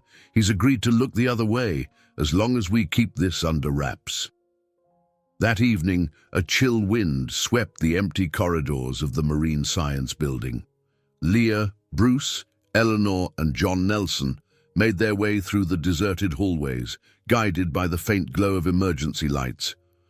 Memories assailed Leah, the hum of the lab equipment, the tangy scent of brine solutions, and the excitement she'd once felt about her pioneering study on bioluminescent organisms. Now, those corridors felt haunted, the silence oppressive.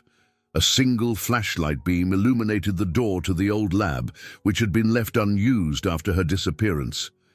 Layers of dust coated the windows. Eleanor jiggled the key they'd been given, and the lock clicked open.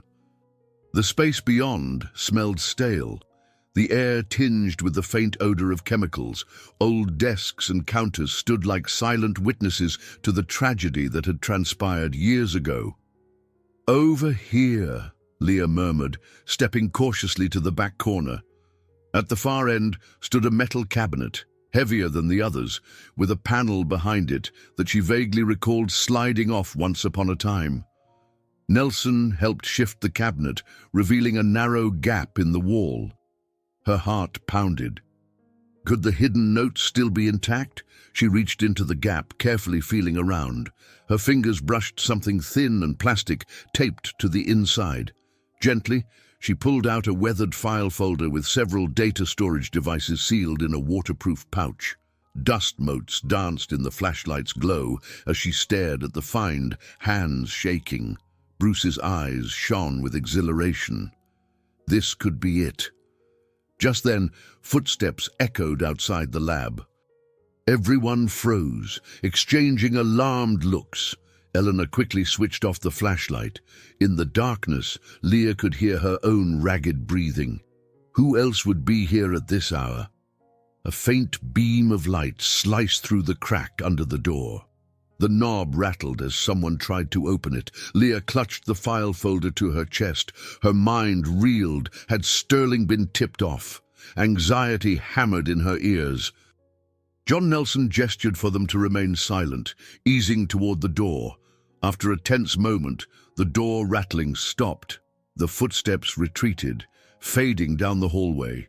Leah's pulse still throbbed, adrenaline surging. She exhaled in relief when the building fell quiet once more. "That was too close," Eleanor whispered, flicking the flashlight back on. "We need to go. Now." Cradling the folder of evidence, Leah nodded, a fierce resolve coursing through her veins. She had come face to face with her past, reclaiming the physical proof Sterling had stolen. Whoever had tried to intercept them tonight, they hadn't succeeded. And that meant Leah finally had the upper hand in the fight for truth. 2 days later, the hush inside the King County Courthouse lobby buzzed with an undercurrent of tension and media anticipation. Leah stood at a polished wooden railing, posture rigid. She wore a conservative blazer Eleanor had picked out, her hair neatly pulled back. Cameras weren't allowed inside the courtroom, but the press clamored beyond the doors, each hoping for a statement about the sensational reappearance of Leah Baxter, the marine biologist once presumed dead. Sterling's arrest had been swift. The data discovered in the old lab confirmed Leah's rightful research ownership, and a deeper investigation revealed fraudulent insurance claims connected to the lost vessel. Under mounting pressure, local authorities executed a warrant.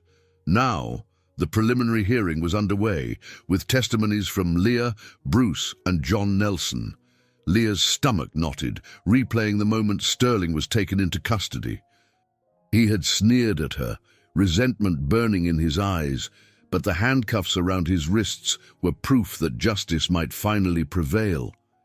Inside the courtroom, a judge presided over the formal reading of charges. Sabotage, attempted murder, pending further evidence, grand larceny and fraud. Leah tried to focus on the proceedings, but her pulse roared in her ears each time she glimpsed Sterling sitting at the defense table, flanked by expensive attorneys. He avoided her gaze, but she could sense his simmering fury. When her turn came to testify, she steadied her trembling hands. The prosecution attorney guided her through questions about her research, her disappearance, and her partial amnesia. She recounted the feeling of betrayal, the boat accident, and Sterling's suspicious rise afterward. Though tears pricked her eyes, she spoke with a conviction fueled by pain and determination.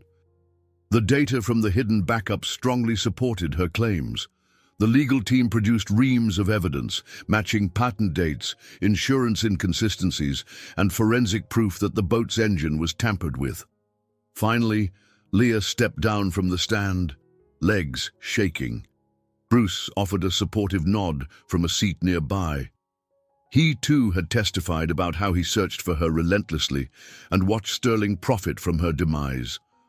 Eleanor had provided records from Oratech's investigators. Dr. Hayes, though not present in court, had filed an affidavit confirming Leah's trauma and memory recovery. By early afternoon, the judge announced there was sufficient cause to proceed with a full criminal trial. The defense scrambled, filing motions for dismissal that were swiftly denied.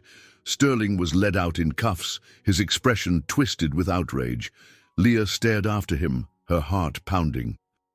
For the first time, she truly believed he would face the consequences of his actions. Later, as the group exited the courthouse, a wave of reporters rushed forward, cameras flashing. Bruce shielded Leah with his arm, guiding her to a waiting car. Dozens of questions fired. Where had Leah been all these years? Did she harbor ill will toward Sterling? Would she press additional charges? She only shook her head, overwhelmed. Once safely inside the vehicle, she let out a long, trembling breath. Eleanor, sitting in the front seat, glanced back with a gentle smile. "You did great. The evidence is solid. This is the beginning of justice." Leah nodded, exhaustion etching lines around her eyes. "I never thought I'd see this day," she admitted, voice wobbling. I can't believe it's actually happening." Back at the hotel, Marcus was there to greet them in the lobby, grinning widely. He'd kept track of the hearing through online updates. When Leah recounted what happened, he patted her shoulder, eyes warm with pride. "Told you you weren't alone in this." Upstairs in the suite, Bruce insisted on celebrating in a quiet, intimate way. He ordered room service, steaming bowls of soup, fresh bread, and a small bottle of champagne. Leah found herself laughing softly at the simplicity of it. Sitting on the couch, sipping from a delicate flute, she felt relief flood her system. The weight of years of suffering had begun to ease. She caught her reflection in the mirror, the faint scar above her eyebrow, the star-shaped mark on her wrist. They no longer felt like brands of shame, but symbols of survival. Leaning against Bruce, she whispered, "I'm finally free, aren't I?" He pulled her closer, voice thick with emotion. "Yes, you are." In that quiet moment, hearing the distant hum of city traffic outside, Leah let herself believe it was true. They had forced Sterling into the light, stripped him of his lies. While there was still a trial ahead, the cracks in her world were healing. She felt newly reconciled with herself, her identity no longer a fractured puzzle, but something close to whole. Leah stood at the front gates of the University of Washington campus, heart fluttering as she took in the familiar sights. Students bustled about, some with backpacks slung over their shoulders, others hurrying to classes. The crisp morning air hinted at possibility. After weeks of legal battles and emotional upheavals, she was here for a more personal reason, reclaiming her academic credentials and seeing if her status as a researcher could be formally reinstated. Bruce walked beside her, his hand briefly brushing hers in silent support. "Ready?" he asked quietly. She inhaled and nodded. They made their way toward the administration building, passing banners advertising upcoming symposiums. It struck her how much had changed since she last roamed these paths, yet how the essence of the campus remained the same. A swirl of emotions rose in her chest: nostalgia, excitement, and a lingering trepidation that she might not fit in anymore. Inside, they were directed to an office where a representative from the School of Oceanography awaited. Professor Harris, her former mentor, was seated behind a broad wooden desk. The man's face lit up at the sight of her, though his features were etched with years she hadn't witnessed. Leah had vague memories of his patient guidance and fatherly concern when she was a young researcher, brimming with ideas. "Leah," he greeted, rising to shake her hand. "I'm so relieved and astonished to see you again under these circumstances. I've followed your case closely. Must have been quite the ordeal." She blinked back emotion. "It's been intense," she admitted. "I'm hoping I can retrieve any records or transcripts I need to confirm my status and maybe, eventually, return to research." Professor Harris gestured for her and Bruce to sit. "We'll do everything we can. Your prior publications, your graduate thesis, and your records are still on file, though some were listed under deceased. We'll sort that out. The university is open to reinstating you, provided you complete a review process to update your credentials and demonstrate any continuing education needed, but we'd be thrilled to have your expertise back, especially considering the trial's revelations about your groundbreaking work." Leah's breath caught. "You mean I could truly come back?" Harris nodded emphatically. "Yes, once the legal matters settle and the academic board reviews your situation, we'll gladly restore your standing. You might need a refresher or collaboration with current projects, but your foundational knowledge and your passion are still yours." A surge of gratitude and relief washed over Leah. So many nights she'd huddled in the cold, believing she was nobody. Now, she was on the verge of reclaiming the identity she'd fought so hard to piece together. She glanced at Bruce, who wore a proud smile. As they left the administration building, the sun peeked through a blanket of clouds, illuminating the campus walkways. Leah closed her eyes, soaking in the sense of renewal. For years, she'd been living in limbo, haunted by an unfinished past. Today, she felt the beginnings of closure. In the afternoon, they met with Eleanor, who had new updates. She spread out some papers on a cafe table near the campus. "The trial date is set for Sterling," she said. "He's out on bail, but heavily monitored. The prosecutors want your final statement about the sabotage and stolen research. They believe it'll cinch the case." Leah sipped her tea, absorbing the news. The notion of facing Sterling again, even in court, twisted her stomach. But after everything he'd done, nearly robbing her of her life, identity and future, she was determined to see it through. "I won't back down," she promised softly. "Not now." Eleanor smiled, relief evident in her eyes. "Good. You're stronger than you realized, Leah." Before they parted ways, Leah paused near a reflecting pool, leaning over to see her own face. A few months ago, she might have recoiled. But now she felt a flicker of pride in how far she'd come. Her scars, her re-emerging path, the future that once seemed forever lost. She wasn't fully healed, nor was she without fear. But for the first time, she saw the reflection of a woman who had fought her way from darkness, guided by love, and found a foothold in the life she was meant to live. With a final look around the campus that had once been her playground of ideas, she walked forward, hand in Bruce's, toward the next chapter of her journey, wherever it might lead. Sunlight streamed through the windows of Bruce's waterfront condo. Sparkling on the calm waters of the Puget Sound just outside, Leah stood in the living room, surveying the cozy space with soft beige walls and modern furniture. A few moving boxes were scattered about, some filled with Leah's newly retrieved belongings, others with old mementos from Bruce's life before her reappearance. "I can't believe you found a place with this view," Leah murmured, stepping closer to the tall glass doors that opened onto a small balcony. The water stretched out, reflecting the sky in swathes of blue and pale gold. She couldn't help but think of how, for so long, the ocean symbolized loss. Now, it felt like a portal to new beginnings. Bruce shrugged, a playful smile crossing his face. "I needed to look at something that reminded me of you every day. The sea. It's always been a part of who you are." His tone held a gentle reverence. "I want you to feel at home here." Leah turned, heart swelling with gratitude. She marveled at how drastically her life had changed in such a short span.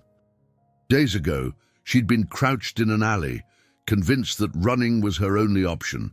Now, she was on the verge of building a home with Bruce in a place bathed in sunlight and promise. Their peaceful moment was interrupted by a knock on the door. Eleanor entered, followed by Marcus.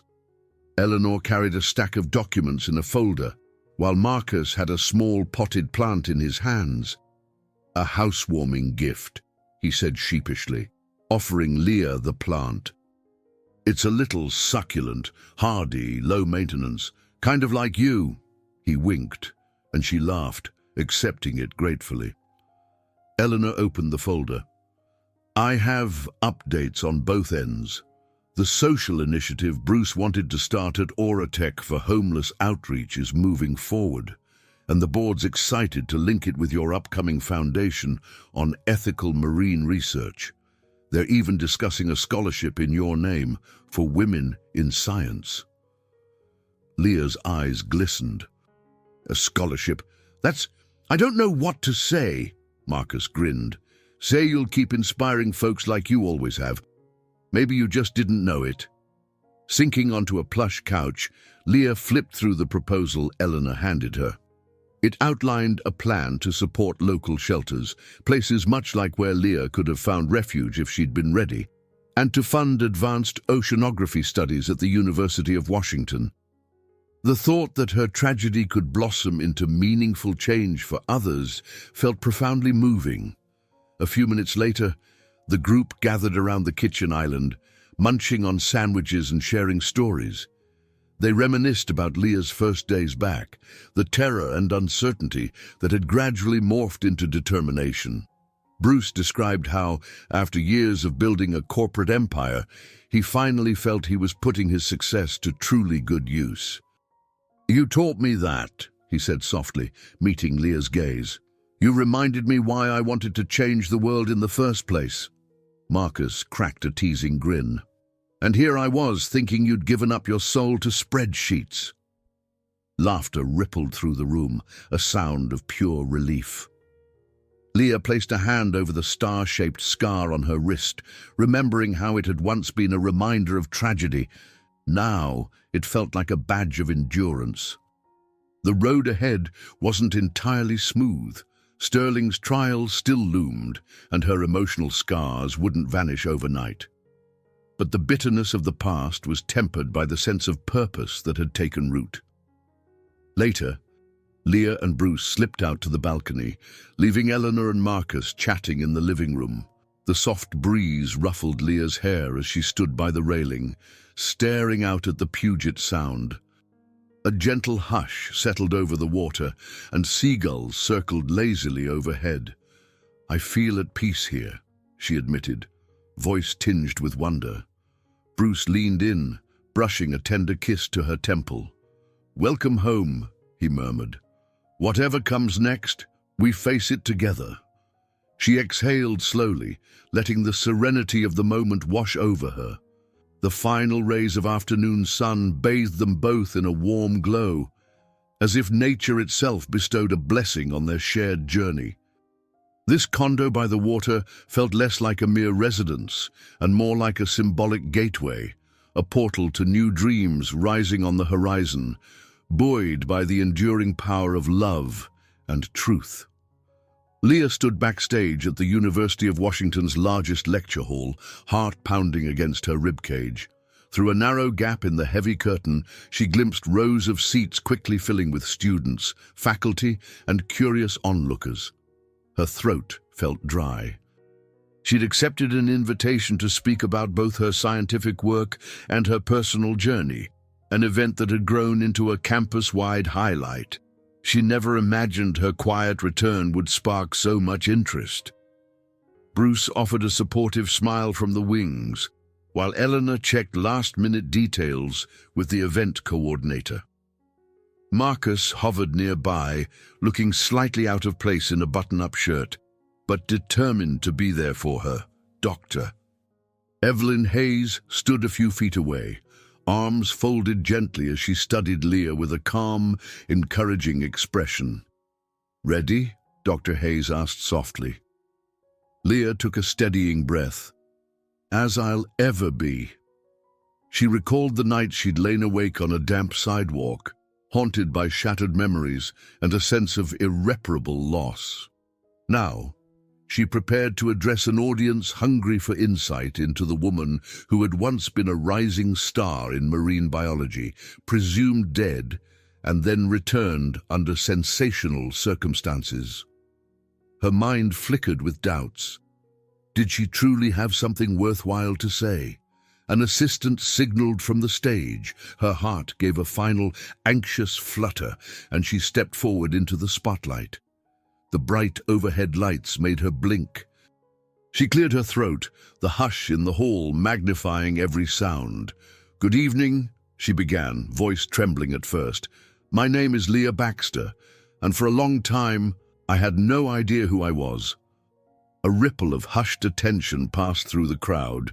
She continued, hands loosely gripping the podium. "I loved the ocean for as long as I can remember. Marine biology was my passion, and I was close to discovering something extraordinary when my life took a devastating turn.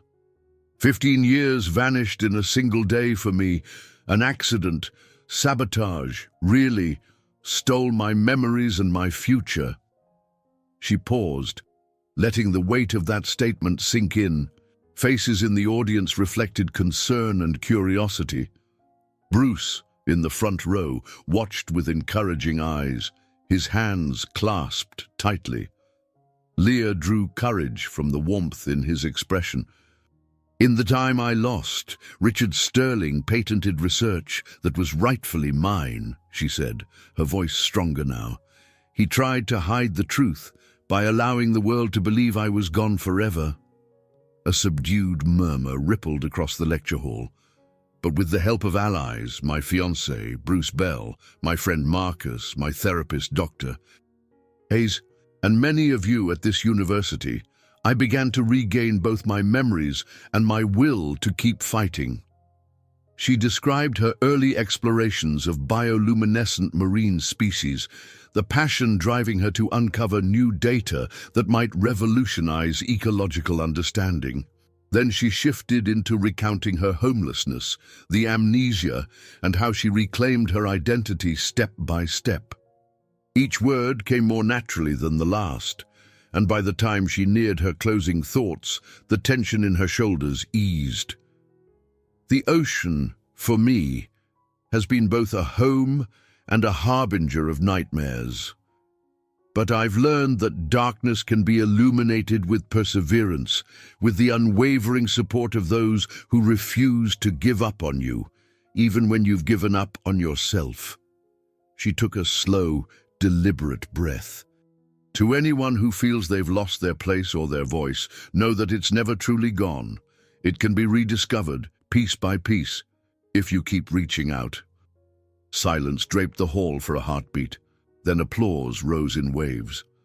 Leah blinked, momentarily overwhelmed by the standing ovation, her chest constricted with emotion, relief, gratitude, and an unexpected flood of pride. Stepping back from the podium, she saw Dr. Hayes dabbing at her eyes with a tissue, while Bruce clapped vigorously, a broad smile lighting his face. She exited the stage on shaking legs, yet a profound sense of accomplishment filled her. People in the crowd, professors, fellow researchers, strangers, reached out to shake her hand or offer quiet words of admiration. For so long, she'd believed her voice was lost. Now, she realized it had only been waiting to be heard again. In that stirring applause, Leah felt a new beginning take shape. Her tragedy had transformed into a testament, and her voice, once silenced, had finally found its audience, igniting hope that even after unthinkable darkness, one could rise to inspire others. An uneasy hush settled over the King County Superior Court as Leah prepared to give her final statement in the criminal trial against Richard Sterling. Months of investigations had led to this pivotal moment. The media buzzed with curiosity outside, and Leah felt their scrutiny like a heat lamp. Even though cameras weren't permitted inside the courtroom, she slid into the witness chair, recalling the confidence she'd felt at the university lecture. Now, that confidence warred with fresh nerves. Sterling, seated at the defense table, wore a tailored suit and a tight-lipped sneer. His legal team exchanged whispered remarks, casting occasional disapproving glances at Leah and the prosecution. Judge Adams, a middle-aged woman with a measured tone, called for order. The prosecution's lead attorney rose. "Ms. Baxter," he said, "we understand you'd like to add a final statement regarding the impact of Mr. Sterling's actions on your life. Please proceed." Leah inhaled shakily and began, her voice tremulous at first. "I lost more than my memories that day on the boat. I lost my career, my relationships, my sense of self. The sabotage orchestrated by Richard Sterling was not just about a boat sinking. It was about stealing my research and leaving me to drown, literally and figuratively." She swallowed, looking directly at Sterling. "He robbed me of 15 years. I was left homeless, wandering the streets with partial amnesia, never knowing why my nightmares haunted me." Her gaze flicked to the jury box, where 12 solemn faces watched. "I don't seek revenge, but I demand accountability. If Mr. Sterling is found guilty, I ask that the court acknowledge not only the financial crimes, but the human cost of his choices. What he did was cruel and calculated, risking my life for profit." A hush filled the courtroom. Even the distant shuffle of paperwork seemed to pause. Leah's heart hammered, but she pressed on. "Despite everything, I regained my memories, my voice, and my passion. I trust this court to ensure Mr. Sterling can't do to anyone else what he did to me." As she finished, Judge Adams thanked her. Leah stepped down, nerves jangling. She returned to her seat beside Bruce, who squeezed her hand in silent support. Across the aisle, Sterling's lawyers avoided eye contact, reviewing their notes. Soon the defense called their own final witness, an expert claiming Sterling had no motive to harm Leah, but the testimony felt hollow compared to the trove of evidence stacked against him. When closing arguments began, the prosecution emphasized the pattern of Sterling's fraud, the false insurance claim, the stolen patents, and the suspicious timing of Leah's disappearance. Leah watched Sterling's expression tighten with each damning detail. Occasionally, he shifted in his seat, rolling his shoulders as though they were burdened by a weight he couldn't shake off. At last, the jury filed out to deliberate. The tension in the courtroom soared. Hours stretched into the remainder of the day, and then the next morning. During that waiting period, Leah and Bruce paced the corridors, trying to stave off anxiety. Reporters approached with microphones, but Leah politely declined to comment. She had said all she needed to say. Shortly before noon, a court officer summoned everyone back. The jury had reached a verdict. Leah's heart pounded as the foreperson rose, a piece of paper in hand. Time slowed as the verdict was read, guilty on all major counts. A collective exhale whooshed through the room. Sterling's face drained of color, his sneer replaced by shock. Leah clasped Bruce's hand, tears flooding her eyes. Through the blur, she saw the prosecution team exchanging triumphant looks and the judge thanking the jury for their service. As proceedings concluded, Sterling was led away, the clang of handcuffs echoing in the hushed space. Leah rose unsteadily, relief mingling with exhaustion. Outside the courtroom, cameras flashed and reporters shouted questions, but she stood tall, shoulders squared. This wasn't just a legal victory, it was validation that her suffering mattered, that justice could prevail even after years of darkness.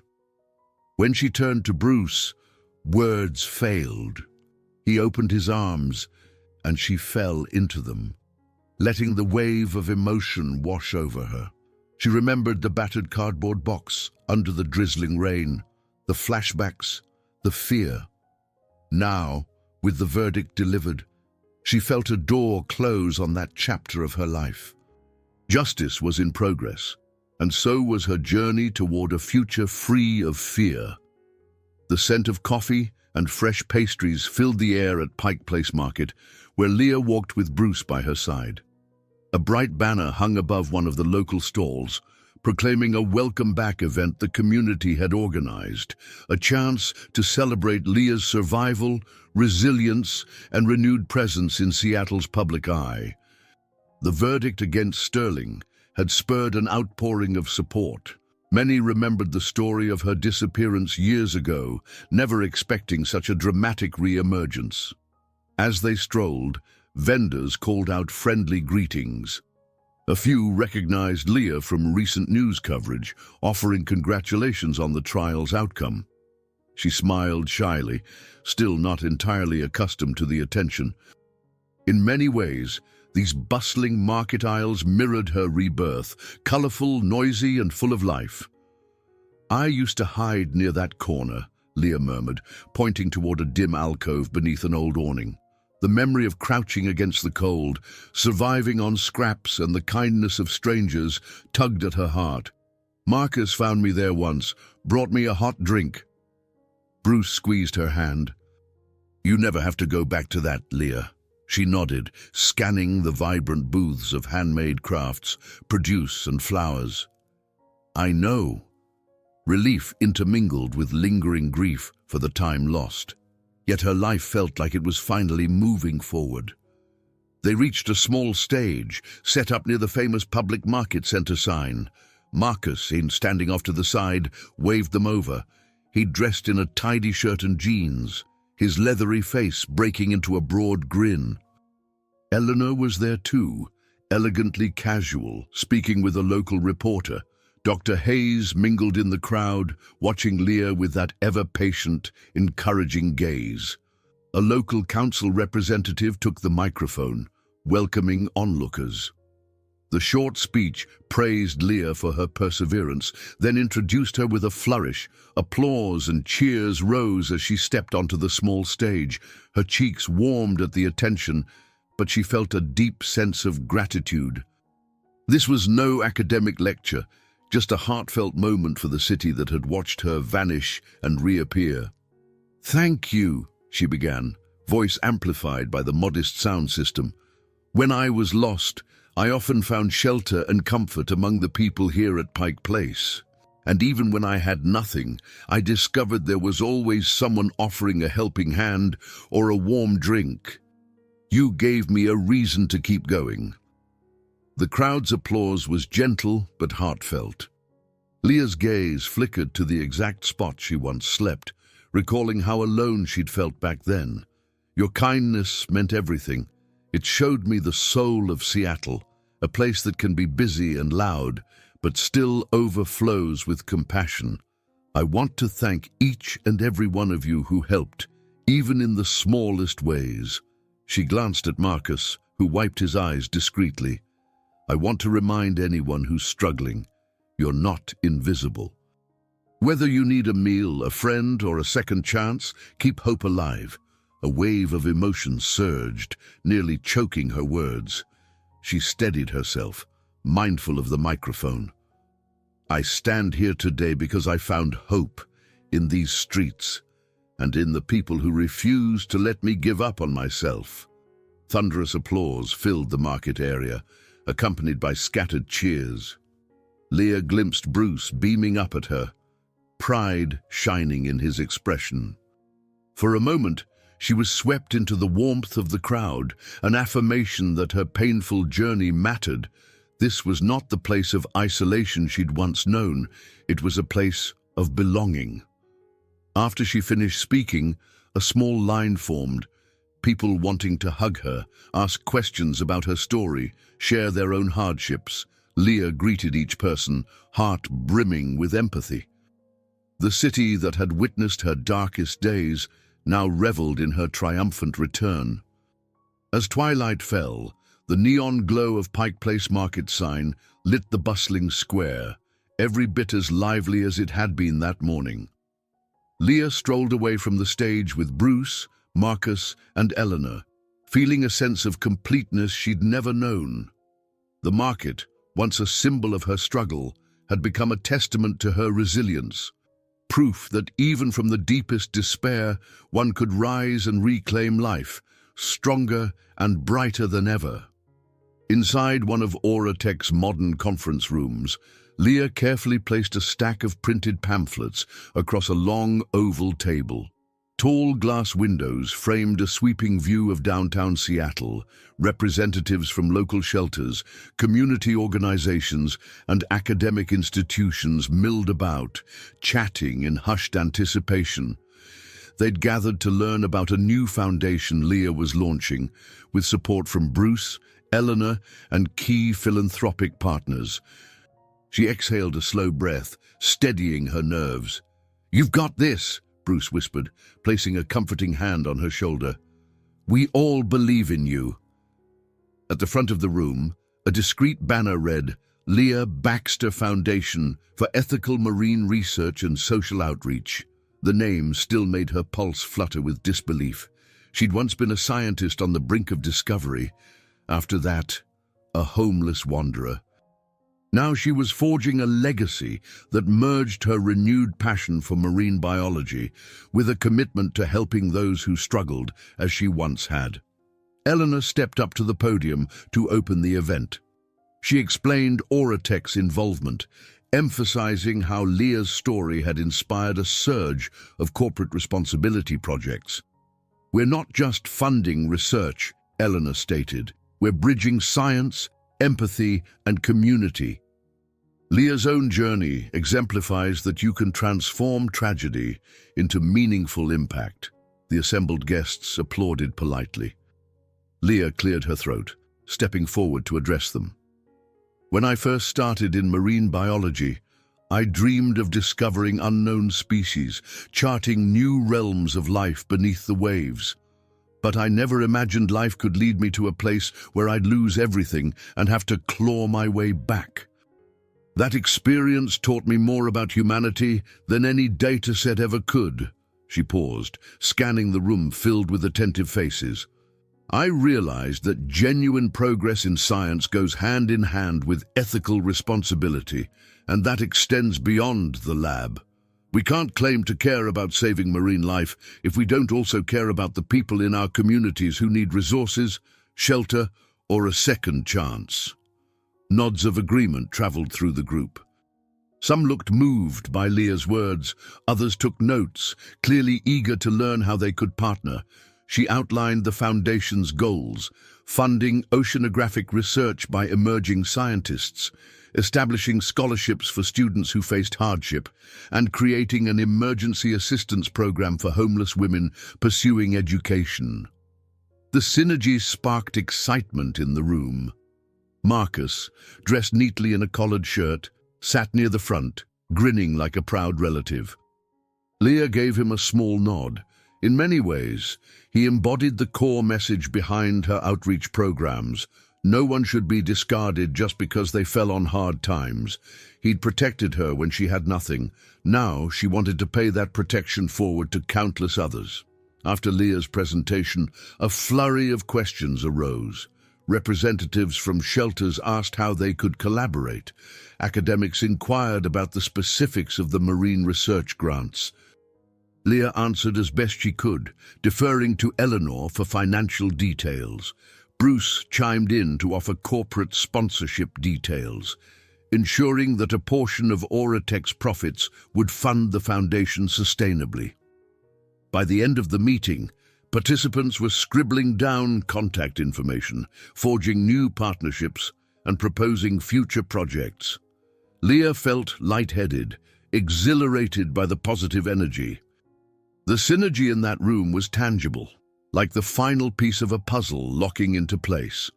Once the session concluded, individuals lingered to shake Leah's hand or exchange business cards. A few expressed admiration for her resilience, while others simply offered heartfelt thanks for her willingness to share her story. In their eyes, she saw something she'd rarely encountered in the past, genuine hope that change was possible. As the last of the attendees trickled out, Leah leaned against the table, gazing at the banner. She brushed her fingers over the words, "Legacy of Hope." It struck her that for all she'd lost, she'd also gained a precious perspective. She had found purpose in bridging science and social responsibility, forging a path that might uplift countless lives. The ghosts of her past still lingered. Wounds didn't vanish overnight, but with each step, she felt those shadows diminish. A legacy wasn't just about achievements, it was about the difference one chose to make in the world. A cool morning breeze caressed Leah's cheeks as she and Bruce prepared to set off in a small boat on the shimmering waters of Puget Sound. The day was bright, the sky a crisp blue dotted with white clouds. The boat rocked gently at the dock, filled with a few baskets of flowers and a folded blanket. This excursion was, in many ways, a symbolic final step in Leah's healing, a chance to rewrite the narrative that once ended in tragedy on open water. Marcus helped cast off the rope, waving from the pier with a grin. "Take your time out there," he called. Eleanor stood beside him, snapping a photo with her phone. Dr. Hayes had promised to meet them back at the condo, allowing Leah and Bruce a private moment for this meaningful trip. As the boat's engine purred to life, Leah felt a tightness in her chest. She breathed through it, reminding herself that this voyage was different from the one that nearly claimed her life years ago. Now she understood the truth. The sabotage was exposed. Sterling had been sentenced, the rightful credit for her research restored, and her future lay open like the horizon before her. They eased away from the dock, the gentle waves lapping against the hull. Bruce steered carefully, glancing over to check if Leah was all right. She offered a confident nod. The mere act of being on the water again felt like a liberation of sorts, a reclaiming of something stolen. Memories of panic threatened to surface, but she countered them with calm determination. After a short distance, Bruce cut the engine. They drifted on the soft swells, seabirds cawing overhead. The sun cast shimmering ripples across the boat's metal edges. Leah closed her eyes, inhaling the salt-tinged air. For a moment she felt the faint echo of that fateful day, the wind, the ocean's might, but now she greeted it with acceptance rather than dread. Gently, Bruce reached for one of the baskets of flowers. Soft white petals lay inside, still dewy from an early morning pickup. He handed a handful to Leah. "Whenever you're ready," he said, voice subdued by emotion. Leah leaned over the side of the boat. She pictured the many versions of herself that had once floated in memory. The ambitious scientist, the woman lost on the streets, the survivor battling nightmares.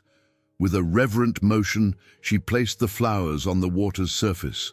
They bobbed, drifting away on a slow current, a tribute to all she'd lost and all she'd regained. Tears pricked her eyes. "I'm letting go," she whispered, her voice trembling, "of the fear, the anger. All of it." She turned to Bruce, lips curving in a soft, grateful smile. "We made it." He set aside the flowers and gently pulled her close. They shared a tender kiss, the gentle sway of the boat cradling them.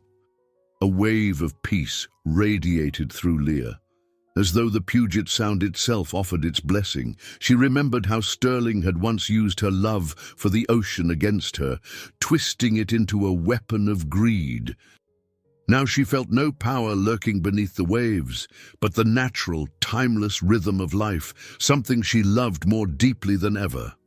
After a while, they spread the blanket and sat side by side, letting the sun warm their faces.